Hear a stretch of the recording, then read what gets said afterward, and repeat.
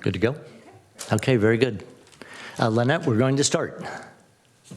Good evening, ladies and gentlemen, here in the council chambers and those joining us remotely. I'd like to call to order the November 20th, 2023 meeting of the San Carlos Planning and Transportation Commission. We have all of our commission members here with us this evening, so there are no requests for any remote participation under AB 2449. And with that, would you please stand and join me in the Pledge of Allegiance? I pledge allegiance to the flag of the United States of America and to the republic for which it stands, one nation, under God, indivisible, with liberty and justice for all.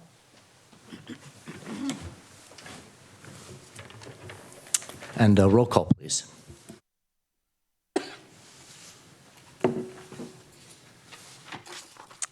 Commissioner Castaneda. Present. Commissioner Garvey. Present. Commissioner Roof. Present. Vice Chair Clements. Present. And Chair Iacopone. Present.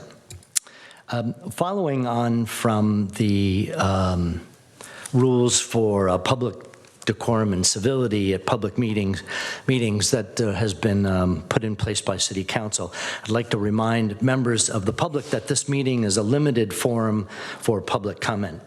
Speakers must stay on topic if speaking to a particular agenda item, and if speaking during general public comment, they must address matters within the subject matter jurisdiction of the city.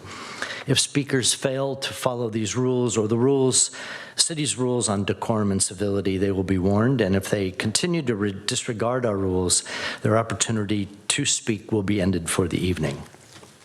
So thank you for that.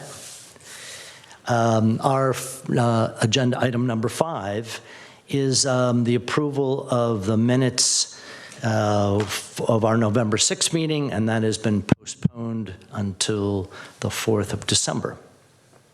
So, which moves us to our public hearing.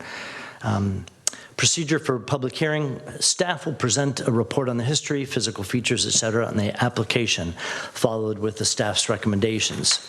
The applicant will make a presentation. Thereafter, interested members of the community may speak on the proposal. When all interested parties have had an opportunity to be heard, the hearing will be closed and no further discussion from the floor can be held. The commission will then consider the evidence and make its recommendation. If you challenge a public hearing item in court, you may be limited to raising only those issues you or someone else raised at the public hearing described in this notice, the public notice, or in written correspondence delivered to the city at or prior to the public hearing. Speakers should fill out a speaker's form.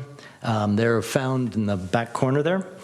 And prior to addressing the commission, the speakers then will be invited to come up to the microphone to speak, since the meeting is being recorded, and this will greatly assist staff in preparing the minutes of the evening. Our first agenda item this evening is a public hearing on 549 and 575 Prospect. This is APN 050-034-150 and 050-034-120. This is a public hearing to consider approving the design review, conditional use permit, protected tree removal permit, and vesting tentative map to construct 2 new 4-unit townhome buildings. And we'll start with a staff presentation. Thank you, Chair Iacopone, and thank you to the commissioners. So before you tonight, we have 2 projects from the same applicant on the same street that are seeking the same entitlements. Now, if any of you were here in 2018 on the Planning Commission, this may sound familiar. There were 2 projects approved, both at these addresses at that time. One a 4-unit townhouse development at 549 and one a 3-unit townhouse development at 575. After that developer decided they no longer wanted to be a developer, apparently, and sold the properties to our current applicant. Unfortunately, by the time they bought the properties, those entitlements had expired, which brings us back here today. So now we have 2 4-unit townhouse buildings, so a slight change from 7 to 8 units overall. So I'll be giving a bit of an overview as far as the project itself. Our applicant is here, and they've also prepared their own presentation, and then we are both, of course, available for questions and then any comments from there. So starting with our project sites, so 549 and 575 Prospect, both on the east side of Prospect Street between San Carlos and Magnolia Avenues. On the top left, you can see the existing single-family home at 549 Prospect. It is bounded by other single-family homes. We have the view across the street and then adjacent to the property, as well as behind it on Cedar. 575 Prospect, you can see in the top left, is an existing two-story multi-use building. It is bound across the street by multifamily and then commercial to the left, and then single-family homes to the right and rear of the property.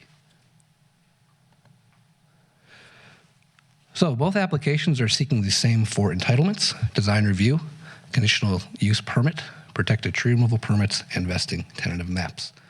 So we will be going through each of those individually for all the findings. So starting with the design review, of course, we're looking for consistency with our development regulations, supplemental regulations, and consistency with all design review criteria. So I'm going to go through each of the projects here one at a time, and then we will get back into our other entitlements from there. So starting with 549 Prospect, now that site is currently zoned RM100. However, prior to the adoption of the current zoning ordinance back in March of this year, the applicant submitted a complete application, and it was deemed so complete by staff, allowing them to utilize the previous zoning designation, which was RM59. So those are the standards we will be referencing in this meeting tonight. And that is also the same case with 575, which is, again, currently RM100, but being evaluated based on the RM59 standards. Now, the lot itself here at 549, it is about 0.15 acres in size. It's a pretty narrow lot, downward sloping to the rear. It is using all of the standard development regulations for that RM59 district regarding height, the floor area ratio allowed, and all the standards as far as landscaping are also being applied. This project, along with 575, they're both CEQA exempt due to the infill exemptions and the exemption for projects up to 6 units in urbanized areas. Here's our proposed site plan for 549. So you can see our 4 units.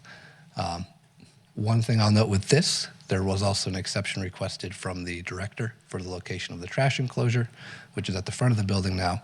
Previously, it was proposed at the rear, but however, due to the slope of the driveway and that being a shared enclosure for the building, it would not be ADA compliant due to the slope of the driveway. So the applicant worked with staff to come up with a new location and provide adequate screening for that trash enclosure location. Getting into our proposed floor plans. So this site has providing 4 garage spaces, 1 for each unit. That's accessed by the driveway, a shared driveway on the right side. And then the primary access for the units, pedestrian access, is along a shared walkway on the left side. The parking we'll get into a little more with the conditional use permit. The 4 provided spaces, of course, are below our normal requirements for parking. However, this site is utilizing AB 2097, which exempts it from parking requirements. But the applicant is choosing to provide the 4 spaces, which then fall under our normal development regulations for location, design, etc. Continuing with our floor plan, so going up to the first level, we have our primary living areas and an outdoor deck facing the south property line there. Third level, we have our bedrooms. And then on the 4th level, we have a stairway access to a attic, a personal storage area, and then the individual roof decks for each unit. Here are proposed elevations. So on the left, you can see the proposed front elevation facing Prospect, and then that shared walkway going to the left, and then our rear elevation on the right here. Here's our proposed left side. So again, this is where you would access the primary entrances to the units. And then our right elevation with those 2nd and 4th level decks, and then the garage parking. So this site, we'll go through the tree removals in a bit, but ultimately we're proposing two new street trees and 2 new trees in the rear of the property, and then additional ground cover framing the front and rear of the property. And again, this project does meet all requirements for percentage of landscaping. Our materials you can see from the elevations, but primarily we're using stucco wall for the facade with some integration of wood texture siding for a little bit of visual interest. And then the black metal guardrails, black frame windows, and then the composition shingle roof. Here's our proposed renderings. Now the ones on the right, those ones are a little dated, so we are not quite in that stark white color, more of that gray shade as you can see from the materials board. But again, you get a sense from both Prospect and then our left and right side of the building. Okay, so getting into, 575 Prospect. Again, we are RM59 and we are adhering to all the typical RM59 standards for height. So FAR 1.16, below our normal standard of 2.0, max height of just over 37.5 feet, below our normal standard of 50 feet. And again, we're still CEQA exempt. So here's our proposed site plan. So a little different from 549 in that, in this case, we have both the primary entrance and the parking that's being accessed. There's a shared driveway and a shared walkway, both on the right side of the building. And in this case, the parking is carports instead of covered garage spaces. Going through our proposed floor plan, so our first level, we have the primary entrance for the building, the carport parking, and then an office and private storage space, along with a bathroom. First level, here our bedrooms are located on the second level of the units.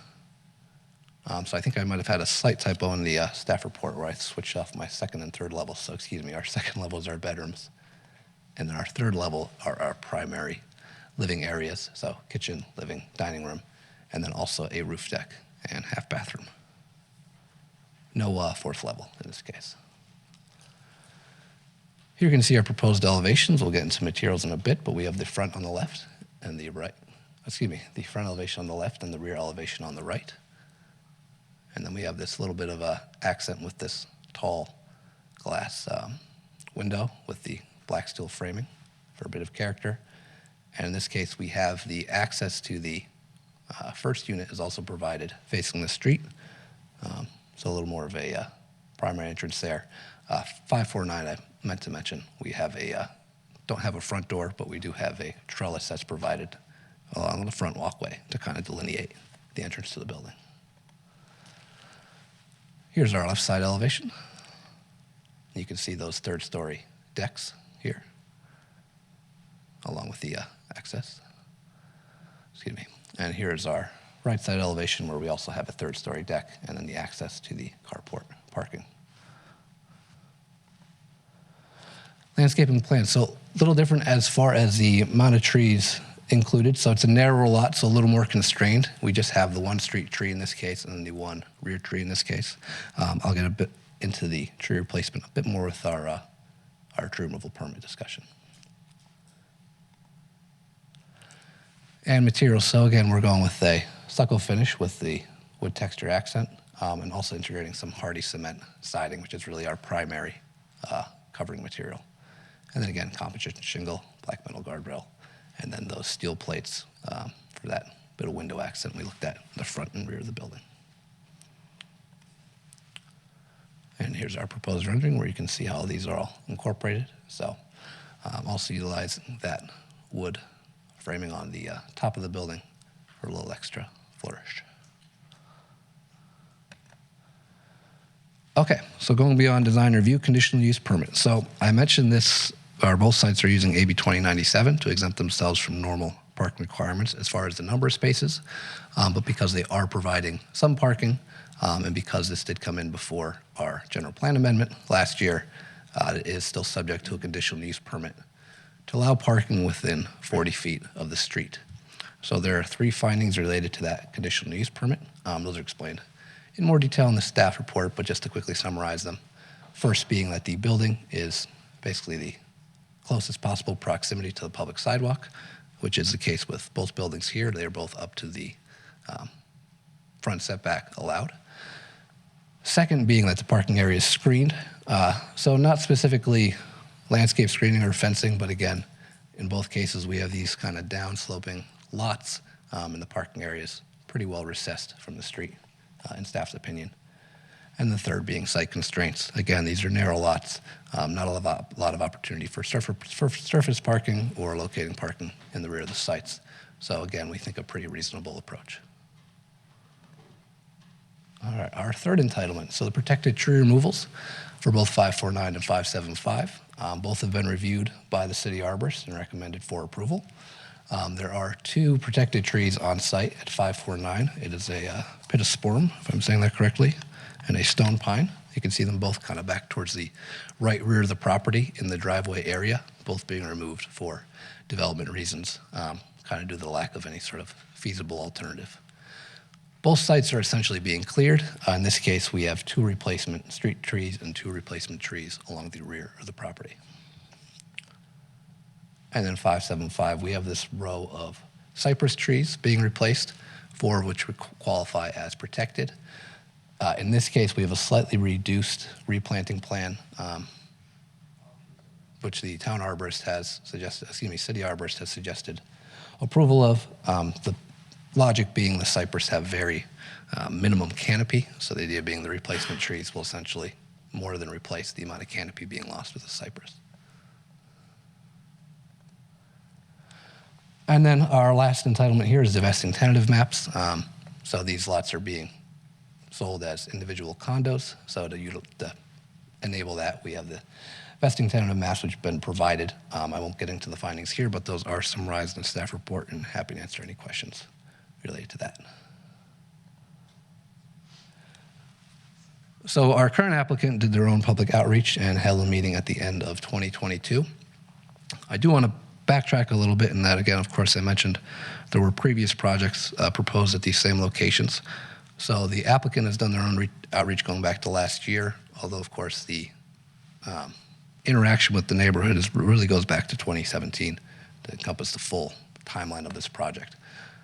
And so in the course of that, there's been a lot of iteration and comments and I'd say playing around as far as some of the design aspects.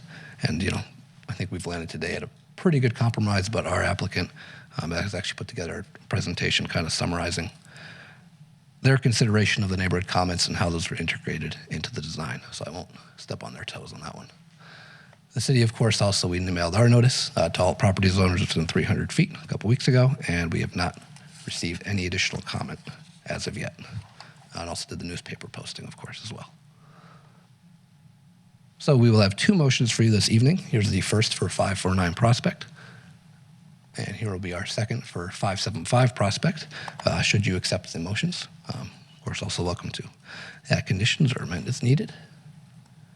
And that does it for my presentation. I'm available for questions. And then, as I said, our applicant is also here with a presentation prepared for you as well. Thank you very much. Our applicant, would you like to come on up and make your presentation, please?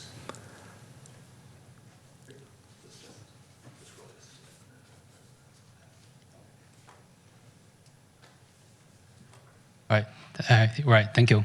My name is Fang, so I'm the property manager for both project. Thank you, Chair Jim, and thank you, every planning commissioner. Okay. So my presentation will be fairly short. So I'm mainly focused on what's the improvement being done actually from the previous entitled project. So the first one is 549 Prospect.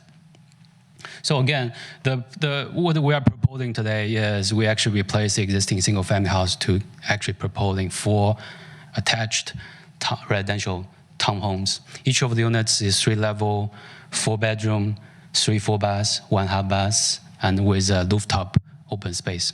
So it is improved at 2018.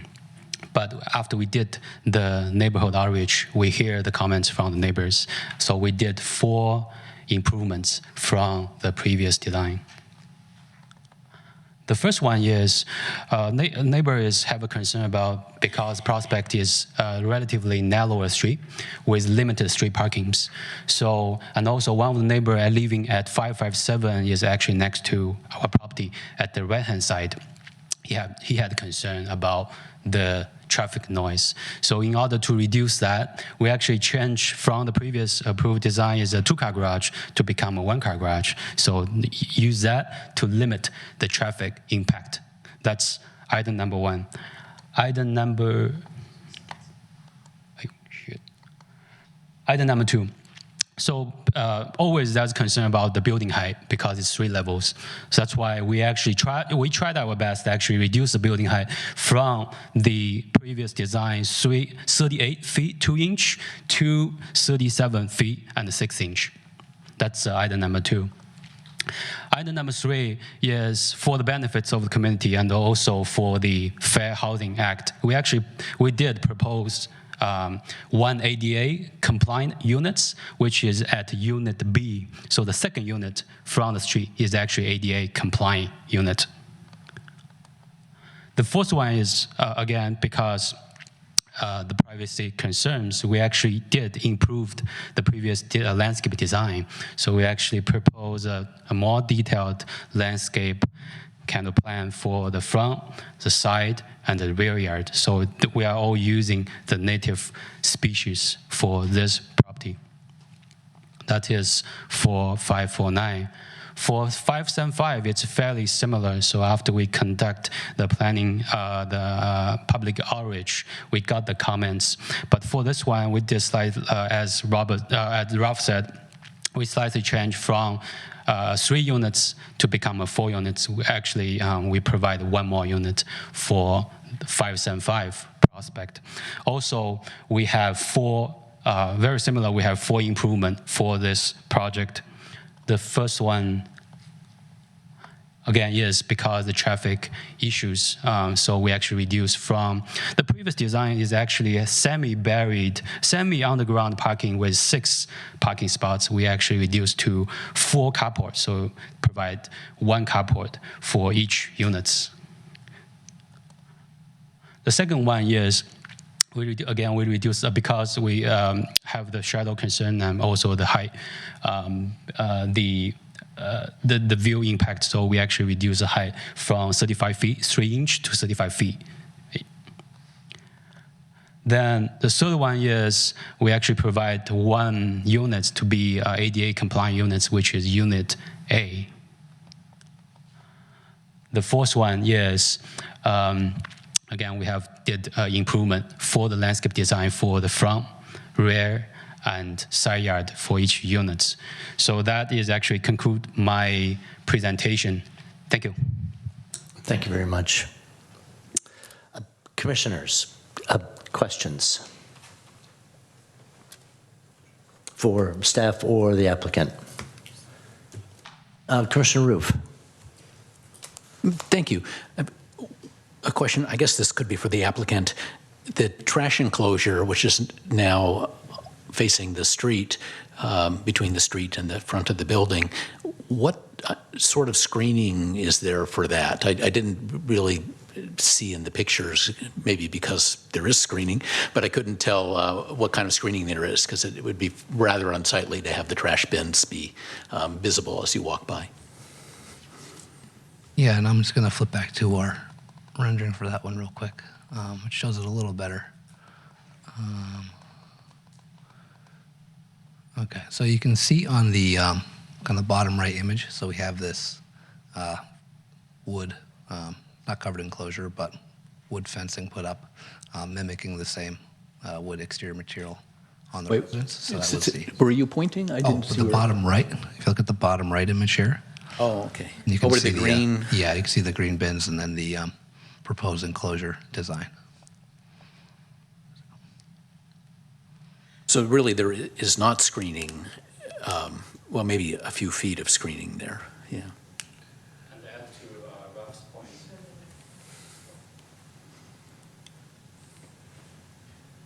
To add to Ralph's point, that trash pad is actually half It's actually several feet below the street level.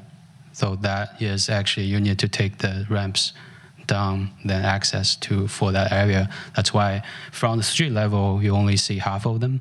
And also with the similar material related to the front facade. So it's actually covered the remaining portion. Thank you. If I could just build on Commissioner Roof's question, and sorry to be out of turn here, but if I look in the left picture, is it the wood wall behind the grass that you're suggesting is where the trash bins are? Is that the same view? Okay, thank you.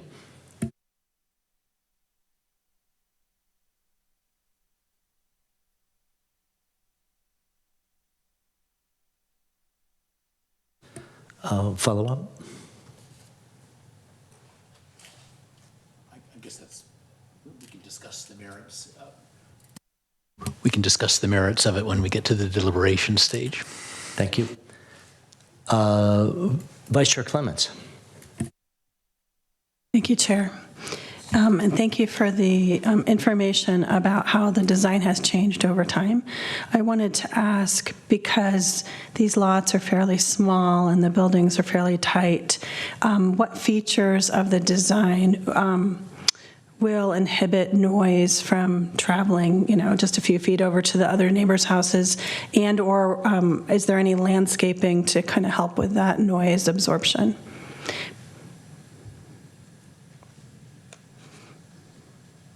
Yeah, so I think that's two items. So we actually I think the fence will help. The good neighbor fence between the two property will help a bit for both properties, and also we actually propose the landscape around three sides except the front. The screen trees actually will provide some protection for the noise protections. And a follow-up question on the trees, how tall will they get? Will they be screening most of the building when they're mature?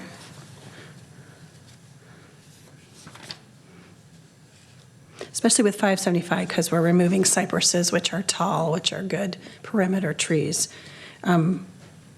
How tall will the mature trees be that replace them? Yeah, we have, I can't recall that, but we actually, in the landscape design package, we have a chart for every height of when it's getting mature, over height of that trees.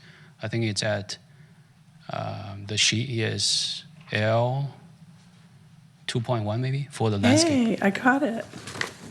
Opened right to it.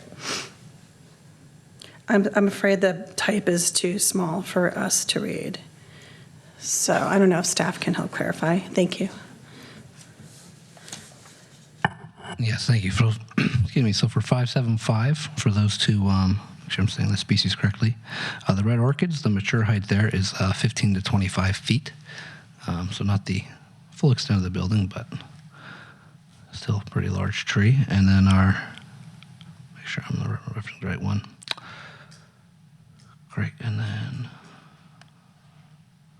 lots of tables. Great. And then we have our crepe myrtle, which is our street tree on 549, and those are going to be, the 3-year size is about 12 feet, and then for the rear trees, a silver linden, the 3-year size is up to 20 feet for those, so a bit larger. Thank you. No other questions? Commissioner Garvey. Thank you, Chair. 2 questions. When I was looking at the drawing, I did see the LED lights that were affixed next to each unit. Are there any street lights? I think there was a comment about lighting, and I just wanted to understand more fully if there's other lighting besides the individual LED lights that are on each unit.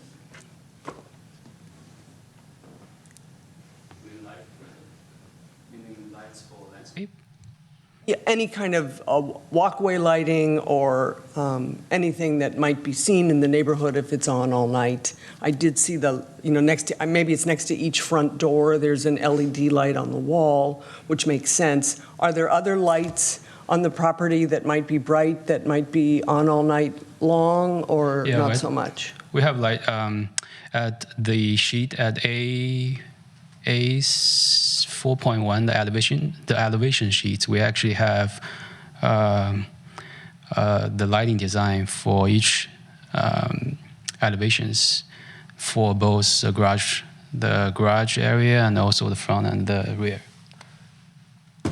Yeah, and just by way of Well, background. that makes sense, to have light also at the garage when you go in, that makes sense. Yeah, just by a quick way of background. So, as far as lighting, so we of course was conditioned for this project. We have our typical lighting standards, but then also during the review, we asked them to add the proposed lighting locations for both planning and building review. There are, of course, building requirements for lighting at doorways, which is most of the extent of the lighting. And then if we flip over to 549, you can see a little bit of lighting. So of course we have our doorway lighting and a little bit of lighting along that shared walkway. So primarily lighting for doorways and walkways, but not really any other, or I don't believe there's any other landscape lighting on this project. So. Thank you. And one last question. Is there a requirement that the building have solar on the roof or be solar ready? Can you comment on that? Yes, that is a requirement of the current building code, yes. Thank you. Those are the only questions I have.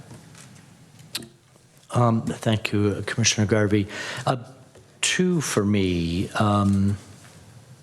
Could you, on this elevation, or maybe another, can you just remind me where the front doors of these units are? I had a difficult time seeing them. Yes, certainly. So on the left elevation, so for the units themselves, the primary entrance is facing us on the left elevation for 549 Prospect. So you see those kind of larger, those 4 larger windows, and so you go in and the doors are, you kind of take I a see. They're turn. sort of facing left and right of this image. Huh? Right, there's Okay, a slight okay, covered area that you step into, and then the door is just there to your first unit in case the door is there on the left, right? Right, so Second guests that would arrive would be walking down this ramp and down the stairs and going to front doors there. Okay. Correct, and it's not shown on this elevation, but we did ask the applicant to provide the trellis on the front for some kind of welcoming feature to say, go this way to get where you're going. So. And on the other building, please? Yes. So on the other building, both the carport and front access is from this. So you can see the doors on the left side, but there's no walkway here. So essentially, you go in, and then when you walk under the building, there's a door on the left, and then also a second door on the left side. And then that also, there's a private outdoor area for each unit there as well. So everything is accessed via the walkway on the right side, as well as the driveway on the right side. So. All right. And also the standard requirements as far as differentiating the pavement between those two, and as well as providing the correct curb separation for the walkway and the driveway also apply. So. Thank you. And then I had my second question was regarding the finish on the 575 building. I just would comment that I didn't expect to see a cement panel. I think of cement as kind of like unfinished, and the other building has a more finished treatment look. But so talk me through why I'm going to enjoy seeing this, and if I were a neighbor, why it would be a nice looking thing to look at, because there's a lot of that finish. Yes, and you're referring to this bottom level thank with the stucco. So. Well, it's not stucco. It's, 3/4 of this facade are this cement material. Hardy the board. hardy board. Okay. Yeah, so it's not, it doesn't present as cement. It presents as horizontal board siding, but the composite material is basically, it's a cement composite. I'm not a chemist, so I can't speak to it in too detail, but essentially it appears as, any other horizontal board siding, like versus, not a vinyl siding certainly, but a better finish than that. Certainly, I don't know if I'm explaining it great. Probably better to, I don't know, would it help to have some other images of it, or so?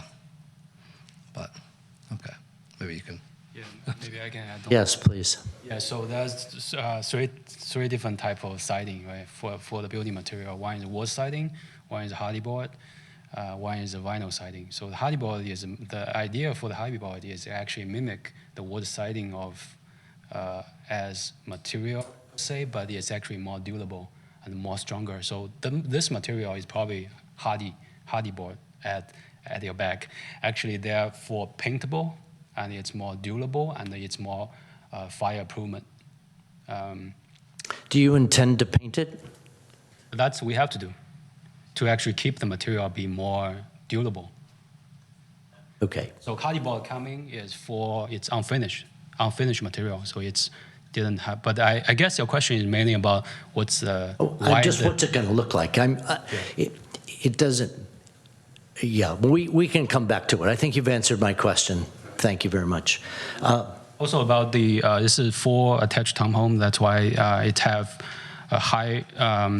It's needed 2 hours for the fire rated wall. That's why we needed to use the hardy board instead of wood siding to make sure it's actually safe for the fire too. Thank you. Commissioner Roof. Thank you. I have a question about the, for the 575 prospect.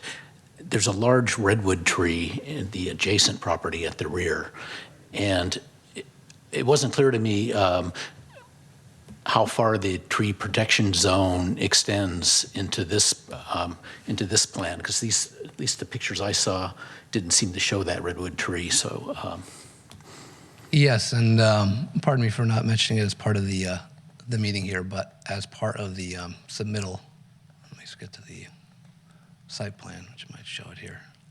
I might have zoomed in too much of my site plan, excuse me. But as part of the submittal, yes, there was a tree protection plan submitted for that redwood tree and conditions provided by the city arborist. And so those are part of the approval of this project, as well as those also have to be reflected in the building permit submittal, where we'll also be rechecking that those tree protection measures are properly instituted, both in the plans and then as well as in the field, verified in the field, of course, throughout the course of construction. So yeah, so that tree is staying, and then plan is in place to, mitigate any impacts there.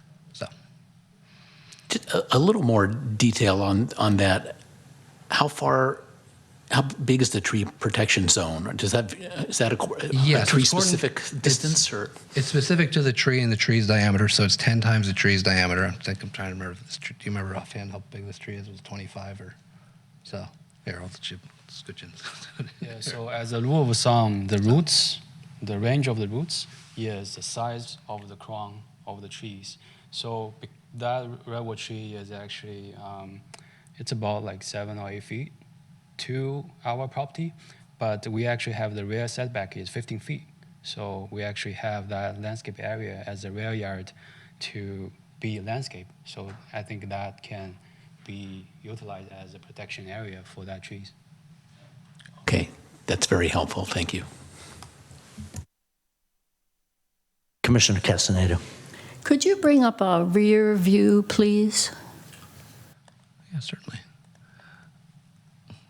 So here's the the rear rendering for 549, and then do you mean as far as like a street view of the rear, or because I have an image of that, if that would help? Yeah, there's another view you had of the rear. No, wait, you went past it. Oh, did I go past it? Excuse me. Oh, just of the elevation, sure. There, yeah. That view, how close are the properties behind that view? Yes, so the rear setback is 15 feet from the from the structure. So. Okay, and on the landscape planning, are there any trees in front of that view? So yeah, 549, we have the 2 trees, one in each corner, essentially. And then we also have that line of planting directly along the back of it. And of course, with 549, this site does slope down a fair bit. So, and then getting into our 575, so same thing here. We have the 15-foot setback. Of course, this building is not quite as tall as 549. And then we have just the 1 tree in this case, but then the additional plantings to help out here. So, Thank you.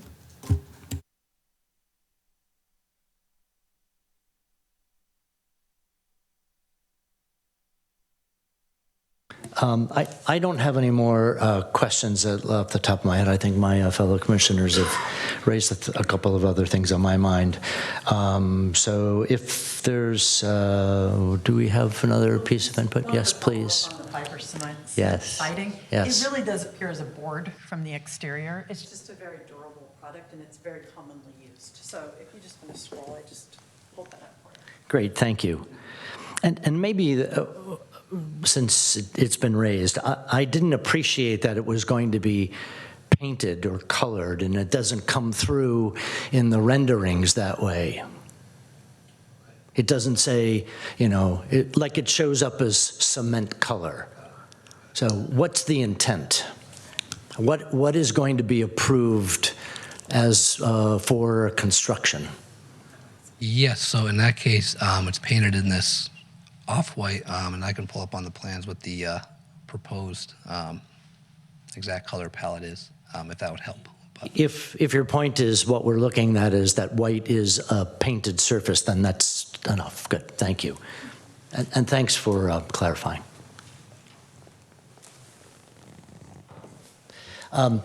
No further questions for me. I think, and thank you to the applicant and to staff. Why don't we move to public comment? So I think if we have a speaker request, can you bring them over to Lisa, please? And I'll say check you in. Lynette, at this time, could you, we'll ask anyone who might be joining remotely to please raise their hand on Zoom, and we'll give them 60 seconds. And at that point, Lynette, if you could register who might be asking to join remotely, we'll log those in, and that will be the group of people that we hear from this evening on this topic. So we'll give them another 30 seconds. And I have one speaker card here. 2? Very good, okay.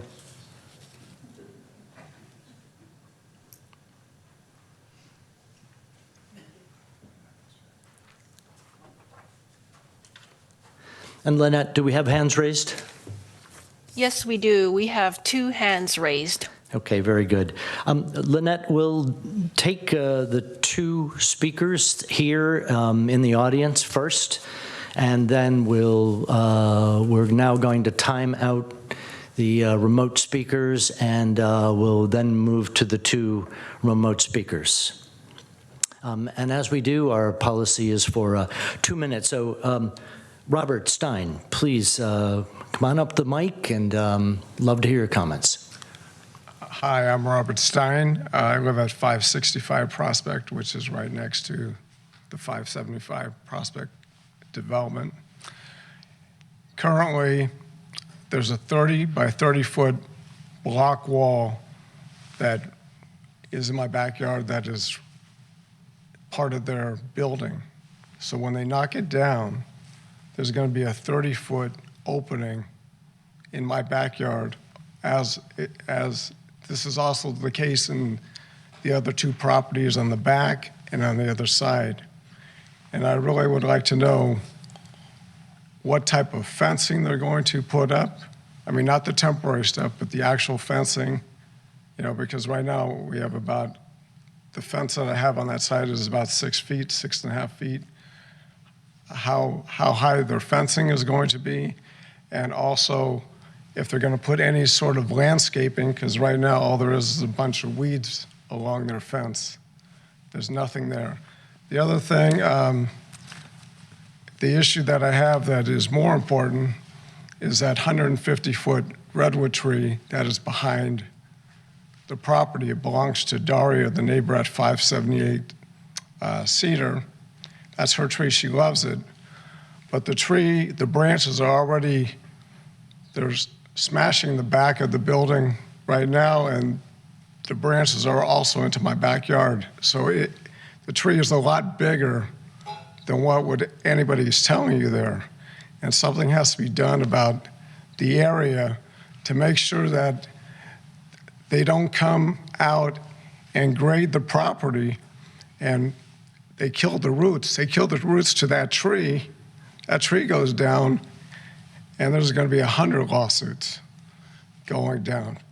Because I know it's protected, but if they come in there to to do all the grading, which they're going to have to do, and knock down the building, they're going to affect the root structure of that tree. And the third thing, you're talking about lighting. We're at 2 minutes, so can you please wrap up? Okay, well, the last thing was about lighting. There's no lighting on the street in that whole area, and you're going to add 25 more people on the street because of all the housing density there. Thank you. So please think about lighting too. Thank you very much. And James Layton. James, welcome. Thank you. I'm at 543 Prospect Street, so right next to 549. And I'm curious about the left side of the 549 property. In some of the illustrations, it looks like the building kind of comes out farther, or the structure that's on the lower side comes out. And I just want to make sure that that side is by the required setback for that. And then separately, on that left side as well, I'm concerned about the noise as well, and this was brought up. And I don't know if a good neighborly fence is going to do it, and I'm wondering if there's other options, for example, some sort of a screen on that side to reduce the noise potentially. And then I'm a little bit concerned about the lighting on that side too, because you have the entrance there and each one has that light. And then lastly and separately, there is a beautiful palm tree that is close to just on the south side of the property, right on the property line, close to Prospect Street. And I'm just wondering what's going to happen to that nice palm tree. It's just kind of right there, but it's not on, in the middle of the property in the way. So. Thank you for your comments here this evening. Lynette, let's now move to our remote participants. You want to queue up the first one? Yeah, the first speaker is Saul. Good evening, Saul. Welcome to our commission meeting here this evening. You have 2 minutes, please. Great, thank you. I hope you guys can all hear me. Yes. I live at 557 Prospect Street, which they're basically taking the driveway and putting it on the downside, which is right next to my house. And I have basically garages, balconies, everything faces all of my bedrooms now, and all the lighting, which is a very big concern for me. They're not going to put any trees there. Not only that, they're going to have a garbage enclosure right at the front of our house, where all their garbage is going to be laid. The second concern I also have is when they reduce the parking from dual garage parking to single car garage parking, we already have a really bad parking on this street. We can barely ever get parking, especially because of the doctor's offices in the daytime. If I move my car, guaranteed it's gone. So you're basically reducing parking. You're putting a giant building. The third thing I have is that, we're looking at putting a solar in our house here. And if we put solar, I will get no sun because I'll have this giant building right next to me. So I don't know, just for the design, you've got 2 small houses. You've got James and myself and Robert, 3 small houses. And basically you're going to be shutting out all of our light and our sun because you've got these 2 giant buildings basically in between our houses. That's pretty much all I want you guys to consider. Don't really think it's the right location for these types of units. Thank you for your comments, Saul. Appreciate that. And Lynette, our second caller, please. Our second caller is Ostep. Good evening, Ostep. Can you, hopefully I pronounced your name correct. And yeah, that's fine. Hope you can hear me. Yes, thank you. Thank you. I appreciate the opportunity to speak. My name is Ostap Korkun. I'm a owner and the resident of 578 Cedar Street. Also a husband of Daria, who loves that old redwood tree that is protected. It was discussed already, so I'm not going to take too much time. the concerns about the redwood tree and its protection have been raised. I appreciate that the tree protection plan was requested and as a measure for approval. One thing that I wanted to ask for is if we could see that tree protection plan, or because one thing is to have it, the other thing is to follow it. And I would appreciate, I'm sure other neighbors would appreciate having access to the tree protection plan to make sure that it is followed to the best possible way. Because that is a nice, beautiful, healthy redwood. It would be a shame and dangerous if it got damaged during demolition or construction. Thank you. It's about 575, just clarifying. Great, thank you very much. Appreciate your comments here this evening. Very good. One more check here in the room. Any other comments, public comments? Going once, going. I'd entertain a motion to close public comment. I will make a motion that we close the public comment period. Thank you. I'll second that. Thank you. Roll call, please. Commissioner Castaneda? Yes. Commissioner Garvey? Yes. Commissioner Roof? Yes. Vice Chair Clements? Yes. Chair Iacoponi? Yes. Very good.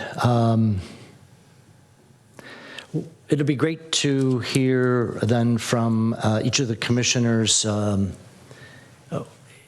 their views on the project, and if you're supportive, if you're supportive with condition or requested change, and of course, if there's a specific follow-up that you need to do with staff, let's hear it as well.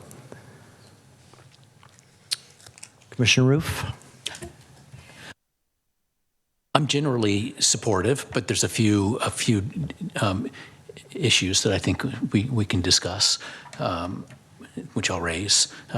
But one of them is it's a difficult situation where you have this zoning, the RM 59 that this one falls under, allows putting really big building inside this neighborhood next to these bungalows, and so that's just how the zoning rules are written, and and if the application is compliant with that, then that's just then we need to go with it. So I'm sort of sympathetic to the impact that it's going to have an impact, but that's how the rules are laid out. So noting that the RM 100 that is now zoned for allows 60-foot tall buildings there, which is a little bit mind-boggling, I admit, but we need the housing. I guess that's part of the plan for that area. The RM 59 that they're going under is 50-foot maximums, and this building is 44. So it's not maxed out, and so I have to say I'm in agreement with the size and the mass of the building. The two areas that I'm a little concerned about are the trash enclosure, and I understand there's the site-specific challenge there, but from the picture, it looks to me like as you're walking down the hill towards Laurel's, towards San Carlos Avenue, those trash bins will be kind of in full view, and I wonder if there's something that can be done to make that not the case. Maybe just the drawings we have aren't sufficient, but that one picture, you see the trash cans as you're walking down the sidewalk, so that's a concern for me.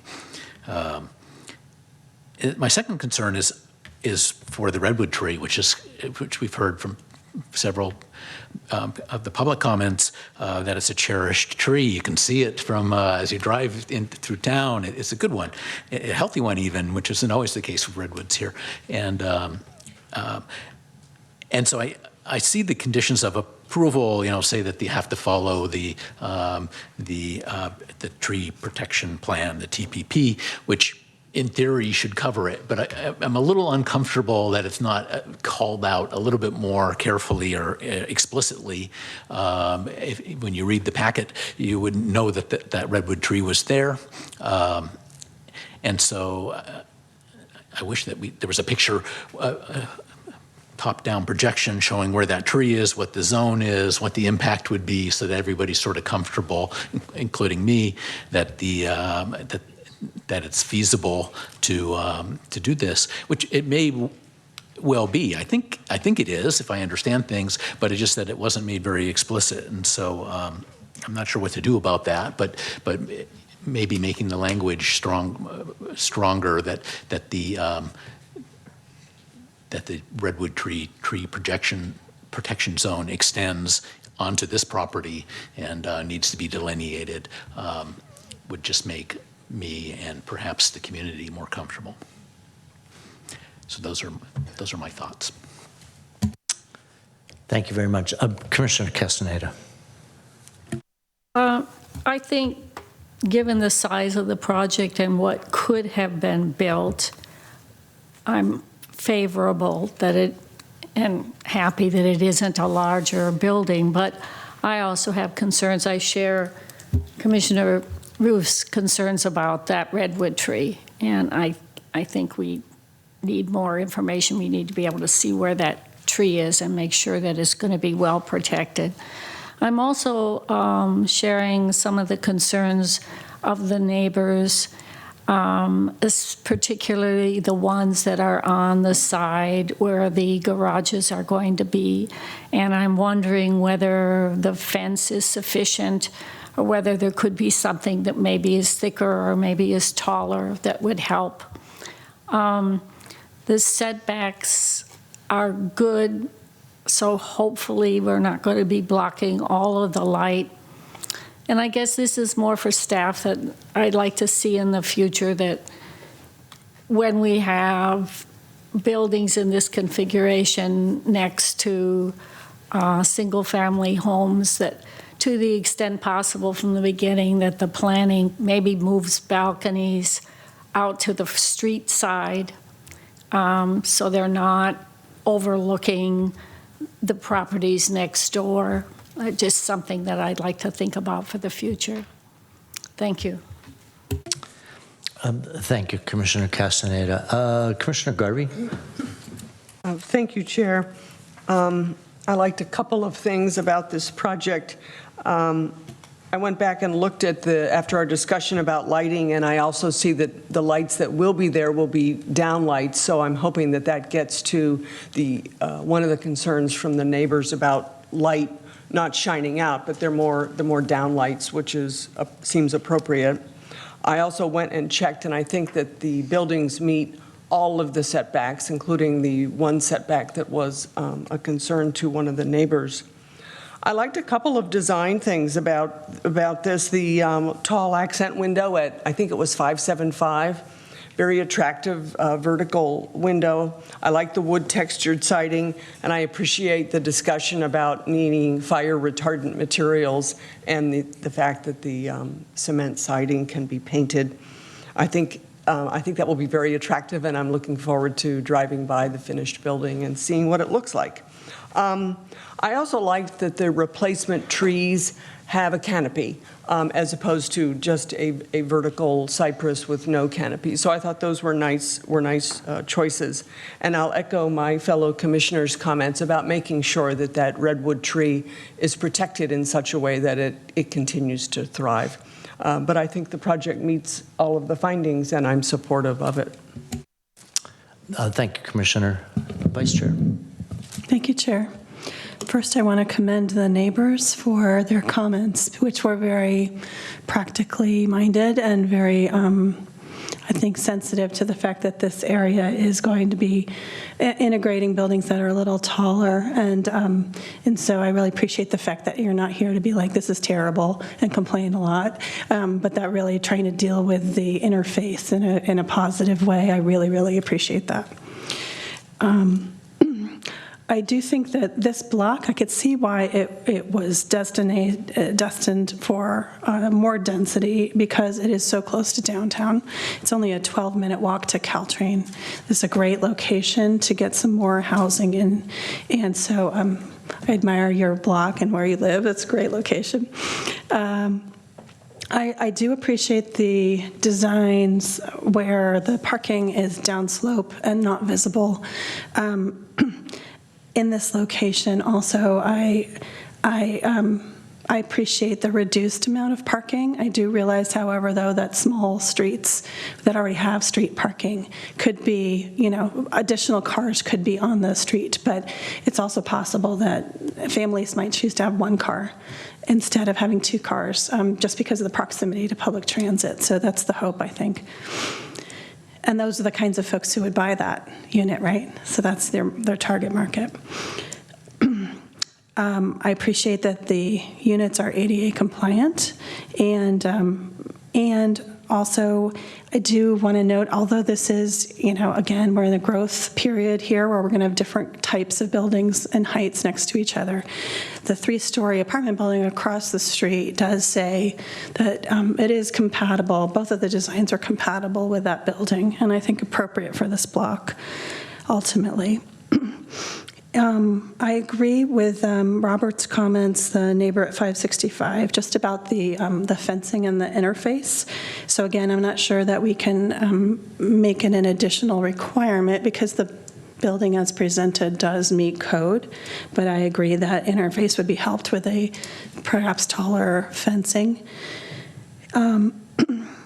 And I also heard the neighbor, James, say that there's no lighting on the street in this area. So maybe we could ask staff to comment also about, is there an LED street lighting project in the near future in this area?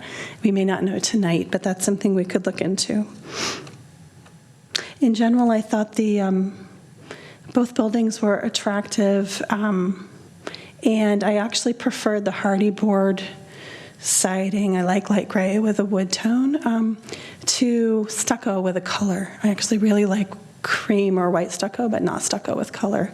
So I'm not sure how dark that other stucco is going to get, but I would personally like it later. But, all said, it looks like all the conditions are met for approval. And I appreciate the applicant's desire to really be contextual with this block and work with the previous concerns about the previous design and improve it for the neighborhood. So with that, I'm supportive. Thank you. Thank you, Vice Chair. We have 4 items that we're going to be motioning and therefore voting on this evening for each of the projects. The investing tentative map, tree removal, conditional use permit, and then the design review. For my part, what we need to do with regard to the tentative map makes complete sense. So, it seemed like it was all well taken care of in the packet, so no issues there. The parking 30-foot versus 40-foot, it is tight, and I actually like the idea that there are one parking space for each of the units, because that will keep 8 cars off of the local streets.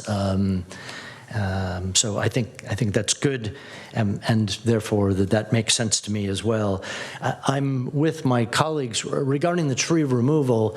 The removal is not the issue. I think the new trees going back are appropriate. We've got experts that make those calls. And I have a thought regarding the redwood. Well, actually 2. One is, I believe that there's a pre-construction meeting that happens, and if we could make it explicit that the pre-construction meeting with the neighbors review the tree protection plan, and maybe even on site, so that everyone knows where a backhoe or a stack of block or concrete truck won't be parking en routes, right? So that would be great to make explicit that the pre-construction meeting include a review with the neighbors of that tree protection plan. So can we do that? Is that within the scope? I believe in the past, the commission has requested conditions of that nature. So I'd put that out maybe just to test with my colleagues. I'm going to take at face value that the plan is adequate, and it's been reviewed by our arborist on site prior, and therefore this is really a question of making sure that our neighbors have the confidence that it is being put in place within the recommendations of our city arborist. I would support that. Chair, I would support that, and I guess also for everyone's edification, that is, the tree protection plan is definitely a condition in the conditional use permit. So for those of you who don't have that in front of you, there is a plan. It has to be followed throughout construction, it even says. So I would be supportive of adding a condition just for a pre-construction meeting involving neighbors if they would like to be involved regarding the tree protection. Yeah, I see that the tree protection plan is required. So maybe if we can specify that be made public in some way, maybe the way that the chair proposed or in some way, then that could, including the redwood tree as part of that, I guess, would be, might satisfy the concern here. Commissioner Rokan, maybe just a question for staff. Is that plan for that site available for the neighbors to view either online or if they come by City Hall? Yes. Okay, so you can go see it and we'll follow up and ask that it's reviewed live before shovels hit the ground.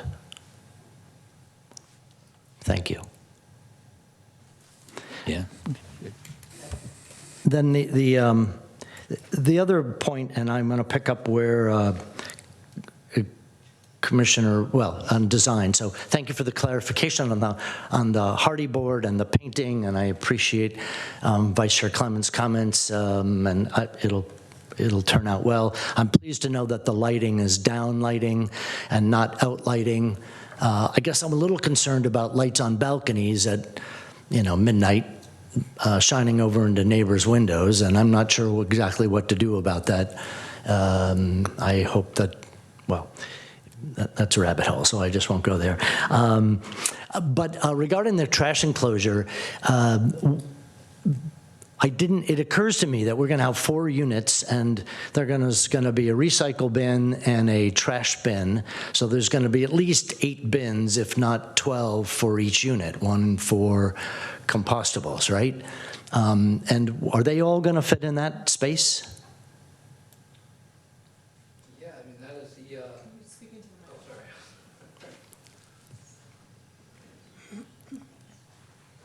Yeah, so, sorry, as far as the area provided, yeah, I mean, it's probably a bit of shuffling as far as, accessing one bin versus the other. So, I mean, that's something we can continue to work with the applicant on, maybe coming up with some better solution. I know you mentioned as far as maybe extending or adding to that screening, so that's also stuff we can... So if I could, and I just want to get some other commissioner comments. So 2 things strike me. One is maybe a little higher, maybe just a little taller, so you're not, because it's below grade, there is a chance to kind of look down on trash bins all the time from the street when you're walking by. And second is I'm just wondering if there couldn't be a gate on the front. I mean, that's a pretty common thing. So again, one doesn't see it. And that would be a condition. I'm not sure I don't want to make it too prescriptive because I don't know what the right answer is, but it feels like a little more design would be beneficial to do that. So, Fang, did you have a comment? Oh, sure. So I'm actually researching a product. It's actually fully enclosed kind of trash bin. So it's like a box. It's covered with this building, like the building elevation material. Then when there is the trash day, because that would be a HOA. So the HOA people will actually take the trash to the street. So actually it can be fully enclosed. That's a product like this actually. Thank you. Well, maybe, so therefore my proposal would be, in addition to this point on the redwood tree, would be to say conditioned on further design enhancement between staff and the applicant for improving the trash enclosure for less or much lower visibility from the street. I would support that, Chair. That works for me. Could I also, may I speak? I wanted to ask more about the interface with the neighbors and the privacy fence. Remind me which street it is, which building it is. 579, I think, next to Robert's property. Could we get some more clarification on how high that fence will be and what the material will be? Yes, so both buildings have a 6-foot wood cedar fence proposed for the perimeter of the buildings, perimeter of the lots.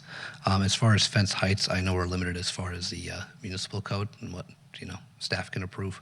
I actually don't know if we can condition a higher height or what. I would have to refer to our planning director or on the planning manager on that. But yeah. I'm sorry, I didn't quite understand you, but I did understand that there are limitations on the height for fences. There's certain heights that they cannot exceed, and I think what you said is that 6 feet is the maximum height. So the typical, is with 6 feet and a foot of lattice. In this case, we have a 6 foot with just 6 foot red cedar fence. So I don't know if that's something where have them include the additional foot of lattice, or again, I don't know. 6 feet with 1 foot of lattice is the standard. Yes, I would support as high of a fence as possible, just to help increase privacy and also a little bit of noise along where the cars are driving right down the perimeter, right? Thank you. I would support that as well. Well, very good. Thank you, fellow commissioners. Let me just check. I think we have 3 adds that would be conditions of approval. We can clarify what those are, but are there any other points before we bring this together? Okay, very good. So, Lisa, I think, is the path forward to make the motion and add the conditions in, or do you want to clarify the conditions first? I think staff, and maybe Ralph, you can help me, is to clarify which conditions go to which project, but there are 2 motions on the table that need to be handled separately. And in my notes, the conditions that I have from the commission is the pre-construction meeting for the safety and health of the redwood tree. There's also the other condition about furthering the design features to reduce surrounding the trash enclosures to reduce visibility from the street. And the last being is the request for the 6-foot tall fence with 1 foot of lattice, or the maximum height possible. But staff, maybe you can assist in if these go to both projects or just one. Yes, so all 3 for the 549 project, and then the 575 project will just have the fence, just the fence and the screening for 549, and then the fence and the pre-construction meeting for 575. So 2 for each. So for the 549, we have the pre-construction meeting? No, just the fence heights and the trash enclosure screening. Okay, yes. Sorry. For 549, it would be the trash enclosure and the maximum fence allowance. Yes. And for 575, it's all 3. It is the pre-construction meeting and the fence additional height. Okay, got it. Thank you. Thank you. Appreciate it. And with that, I'd entertain a motion on 549.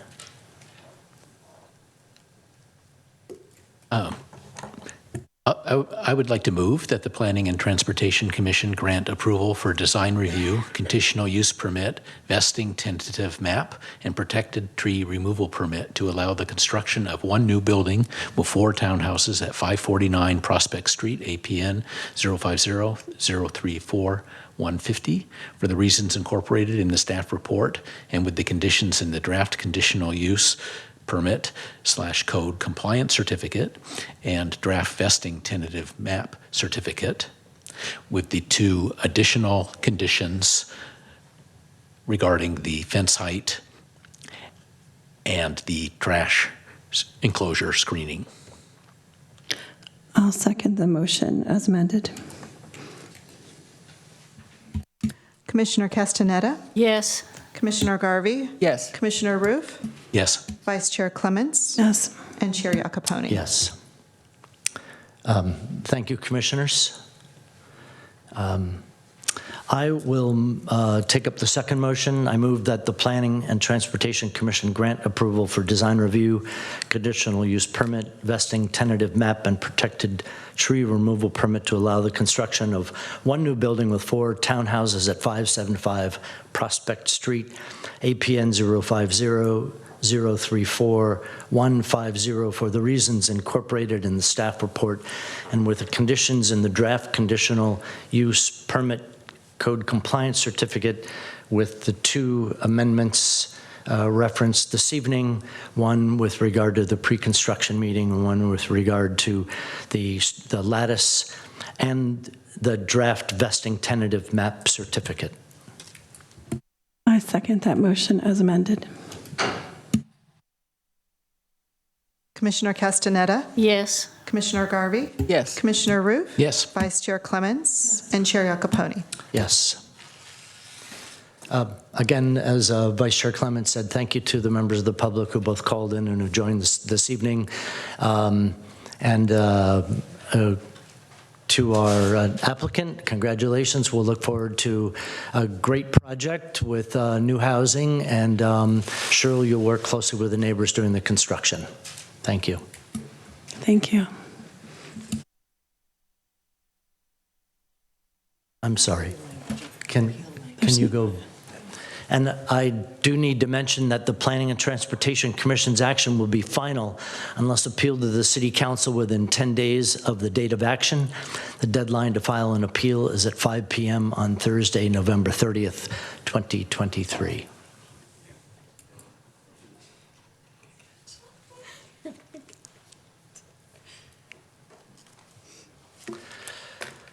Item number 7 on our agenda tonight is a study session.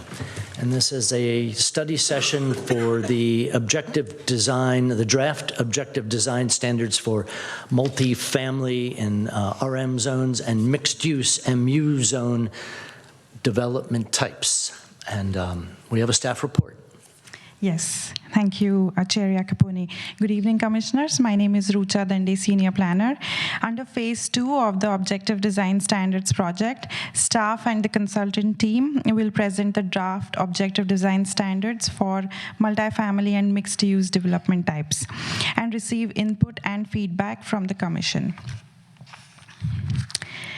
The project team, we have Lisa Costa-Sanders and Megan Woolley-Ousdal joining us in person today. And from MIG, our consultant team, we have Rishi Dori and Mukul Malhotra joining us via Zoom. As you might know, the Phase 1 of the Objective Design Standards for single family is now complete. So on to Phase 2. Tonight's presentation, we will cover the project overview, where the consultant team will present the draft Objective Design Standards. Staff will cover the new project review process, and we will also present some questions for the Commission's input and feedback. There will be no action on this item tonight. It is a study session where we will receive input. With that, I would like to pass it on to Rishi, who is joining us on Zoom to cover the next part of the presentation. Thank you. Thanks, Rucha. I hope you all can hear me. Yes, we can. Thank you. Good evening, Chair and members of the Commission, members of the staff, and community members. We are happy to present the ODS for the multifamily and mixed-use residential. Before we present the standards, I would like to give a quick project overview for those who have joined us for the first time. A lot of these slides are similar to from when we presented the single-family objective standards, so I'll try to be quick on these slides. The goal of this project is to develop quantifiable and measurable design standards that meet certain criteria outlined in the state laws, develop the standards based on the city and residents' expectations for quality design and preserving the character of the neighborhoods, create standards that provide clarity as opposed to subjective standards that depend on various other factors, and create a greater certainty and efficiency and streamline the review process. Next slide, please. A lot of this requirements come out of numerous state laws, and some of these laws were passed recently that largely affect the multifamily housing. Next slide, please.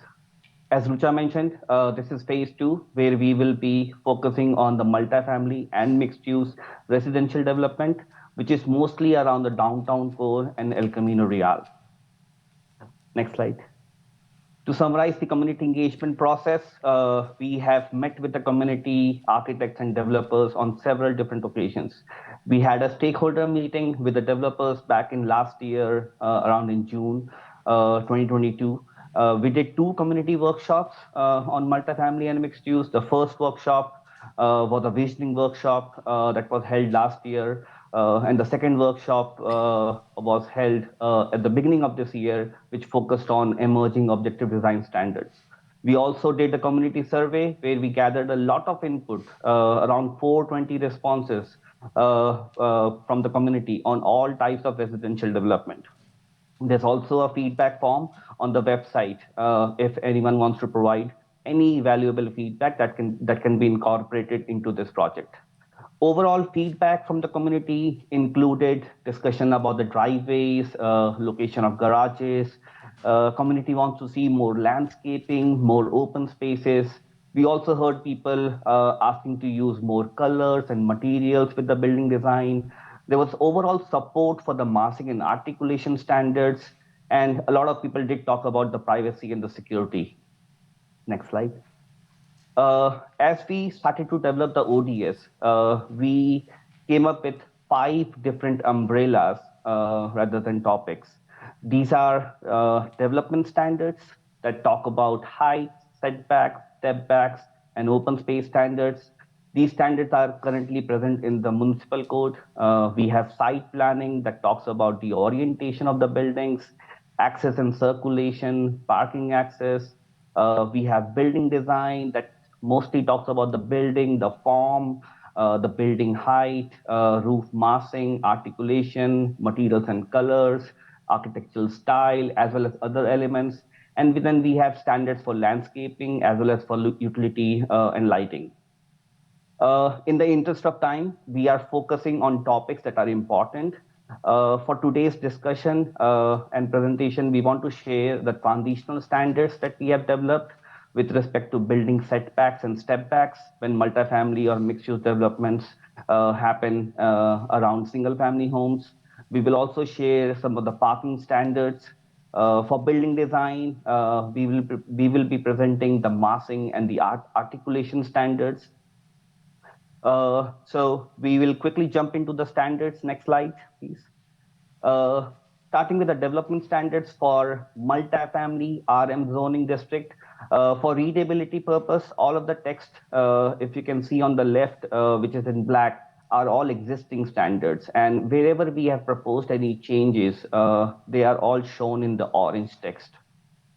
As you can notice, we are proposing no changes to the existing setback requirements, be it front, side, or rear. The only change we have made is to eliminate the subjective language, which is to remove the setback requirement based on other lots in the block. Next slide. Moving to the transitional standards, some of these standards are there in place to mitigate the higher buildings next to single-family housing. We felt the current standards were a little bit more regulative and can create difficulty for construction. For example, for RM100, the existing standard says you can build a maximum height of 40 feet when you are within 40 feet. Some of these are a little bit over-regulative. The height to width regulations are not very construction friendly. And instead, we have proposed new standards with better step back requirement and also have bolstered the landscaping standards with provision of additional trees that can help mitigate the impacts when you are next to a single family residential. I'll be presenting them in the following slides. Next slide. So the orange text are the changes that we have made. Where we thought the existing standard was good, we have kept them. For example, the interior side setback, we have kept it as is. We have not changed that. We've also added a step back requirement for interior side to mitigate the building height from single family. We're also keeping the 5 feet landscape requirement with street trees in the setback where we have single family homes adjoining the multifamily or mixed use development. And for the rear setback, we have reduced it from 20 feet to 15 feet, but we have introduced step back requirements that can help break down the overall mass of the buildings. So there is no change to the front setback. It still stays at 15 feet. For interior side, we have proposed a 5 feet setback. If the new multifamily building is of a 2-story, this is one of the options. And if a building is more than 2 stories, then we are requiring the setback to be 10 feet minimum.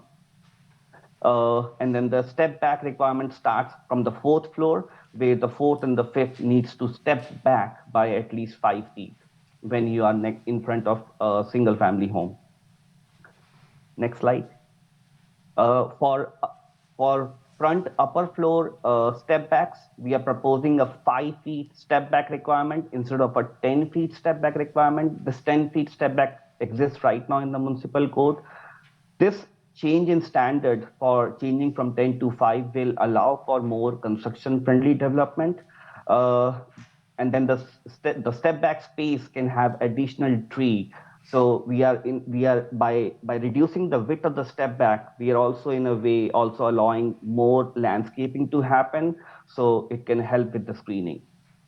The step back from the 4th floor allows to maintain the residential 3-story character with 2 rows of trees, which will be complemented by the massing and articulation standards, which I will talk about in later slides. When we look at the buildings, we want to look at them in both ways. We want to look at them vertically as well as horizontally. Next slide, please. Moving to the rear upper floor. Can we go back? Yes. For rear upper floor step back, there is no current requirement. As I mentioned earlier, we are proposing a 15 feet setback requirement as opposed to 20 feet. And we have an additional 5 feet step back from the 3rd floor onwards. The 15 feet setback will allow for good landscape screening with trees while also allowing for a viable development friendly footprint. And the step back from 3rd floor will allow for better privacy for single family homes. Next slide. For interior side, as I mentioned, we are keeping the 10 feet setback requirement and also adding 5 feet additional step back from the 4th floor onwards. This will allow for better transition for multifamily homes when next to single family homes and still be construction friendly. Next slide. Moving to the mixed use development standards. Again, we are not proposing any changes to the existing development standards with regards to the building height and setback. The only changes that we have proposed is how the building transitions when it is next to a single family home. And these are mostly in regards to the step back requirements. Next slide. The current standards requires a 10 feet step back, and it varies on street types. For example, on Laurel, a 10-foot step back is required from 3rd story all the way up till 6th story, whereas for all other buildings, a step back of 10 feet should start from the 4th floor till the 6th floor. Next slide. This is a graphic example on the right that shows a 10 feet step back starting from the 4th floor all the way till the 6th floor. Next slide. Starting with the front step back requirement, we have proposed to reduce the upper floor step back requirement from 10 feet to 5 feet, starting from the 4th floor. This will again allow for more construction friendly buildings and allow for more real estate, but still break the overall building mass horizontally and maintain the 3-story residential character that we have in this neighborhood. Next slide. For the upper floor rear step back, we are not changing this current standard. The current standard is 10 feet step back on the 4th floor and an additional 10 feet step back on the 5th floor. The 6th floor wall can align with the 5th floor wall in this condition. Again, we are not changing any, making any changes to the existing setback and step back requirements for the rear. Next slide. For the interior side step backs, the current step back requirement again is 10 feet starting from the 4th floor. In this case, we are reducing this 10 feet to 5 feet step back starting from the 4th floor and having an additional step back starting from the 5th floor. The 6th floor will start to align with the 5th floor. As I said, this will again allow for a better viable building footprint and still help mitigate the impacts of a large building next to a single family. The landscape requirements also help over here to screen the height of the building. Next slide, please. Moving to the new topic, which is site planning, I'll be presenting the standards we have developed for parking. We are proposing to eliminate the 40 feet setback requirement for parking for garages and podiums. If you look at the first sentence of the existing parking standard, it was not very clear whether that 40 feet standard is for all types of parking or whether it is for surface parking. To note over here, we are keeping the existing surface parking requirement. So, for example, if a surface parking needs to happen facing the street side, they will still have to maintain the 40 feet setback requirement. But for all other parking garage types, we don't have to limit them to 40 feet. In general, excuse me, in general, ODS has tried to add more robust landscape screening to mitigate the impact of parking fronting onto the streets. Next slide.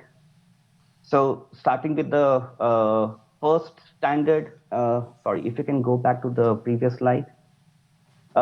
We have started to, what we have added is a guest parking requirement within the parking area if it is required. This will allow us to reduce the number of cars in front of the buildings to make the streets more engaging. And as I mentioned, surface parking, we are not making any changes to the surface parking standard. Next slide, please. And for the screening, the screening of the parking where we have surface lots, we are providing 3 types of treatment methods for screening. One can choose one or more of the following.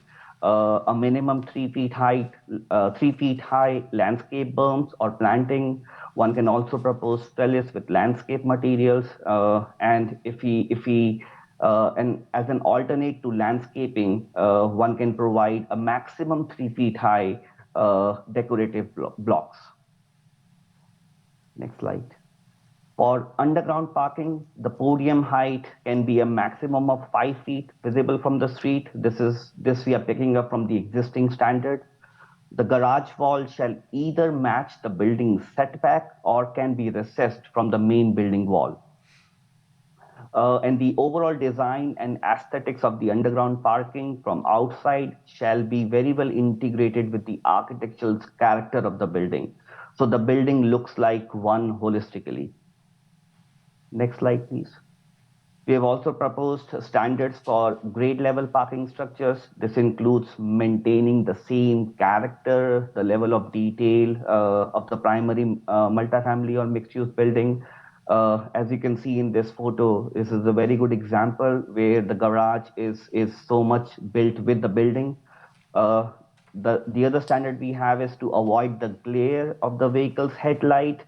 We are proposing a standard to create a solid wall of a minimum 4 feet height that will allow to obstruct the headlight glare.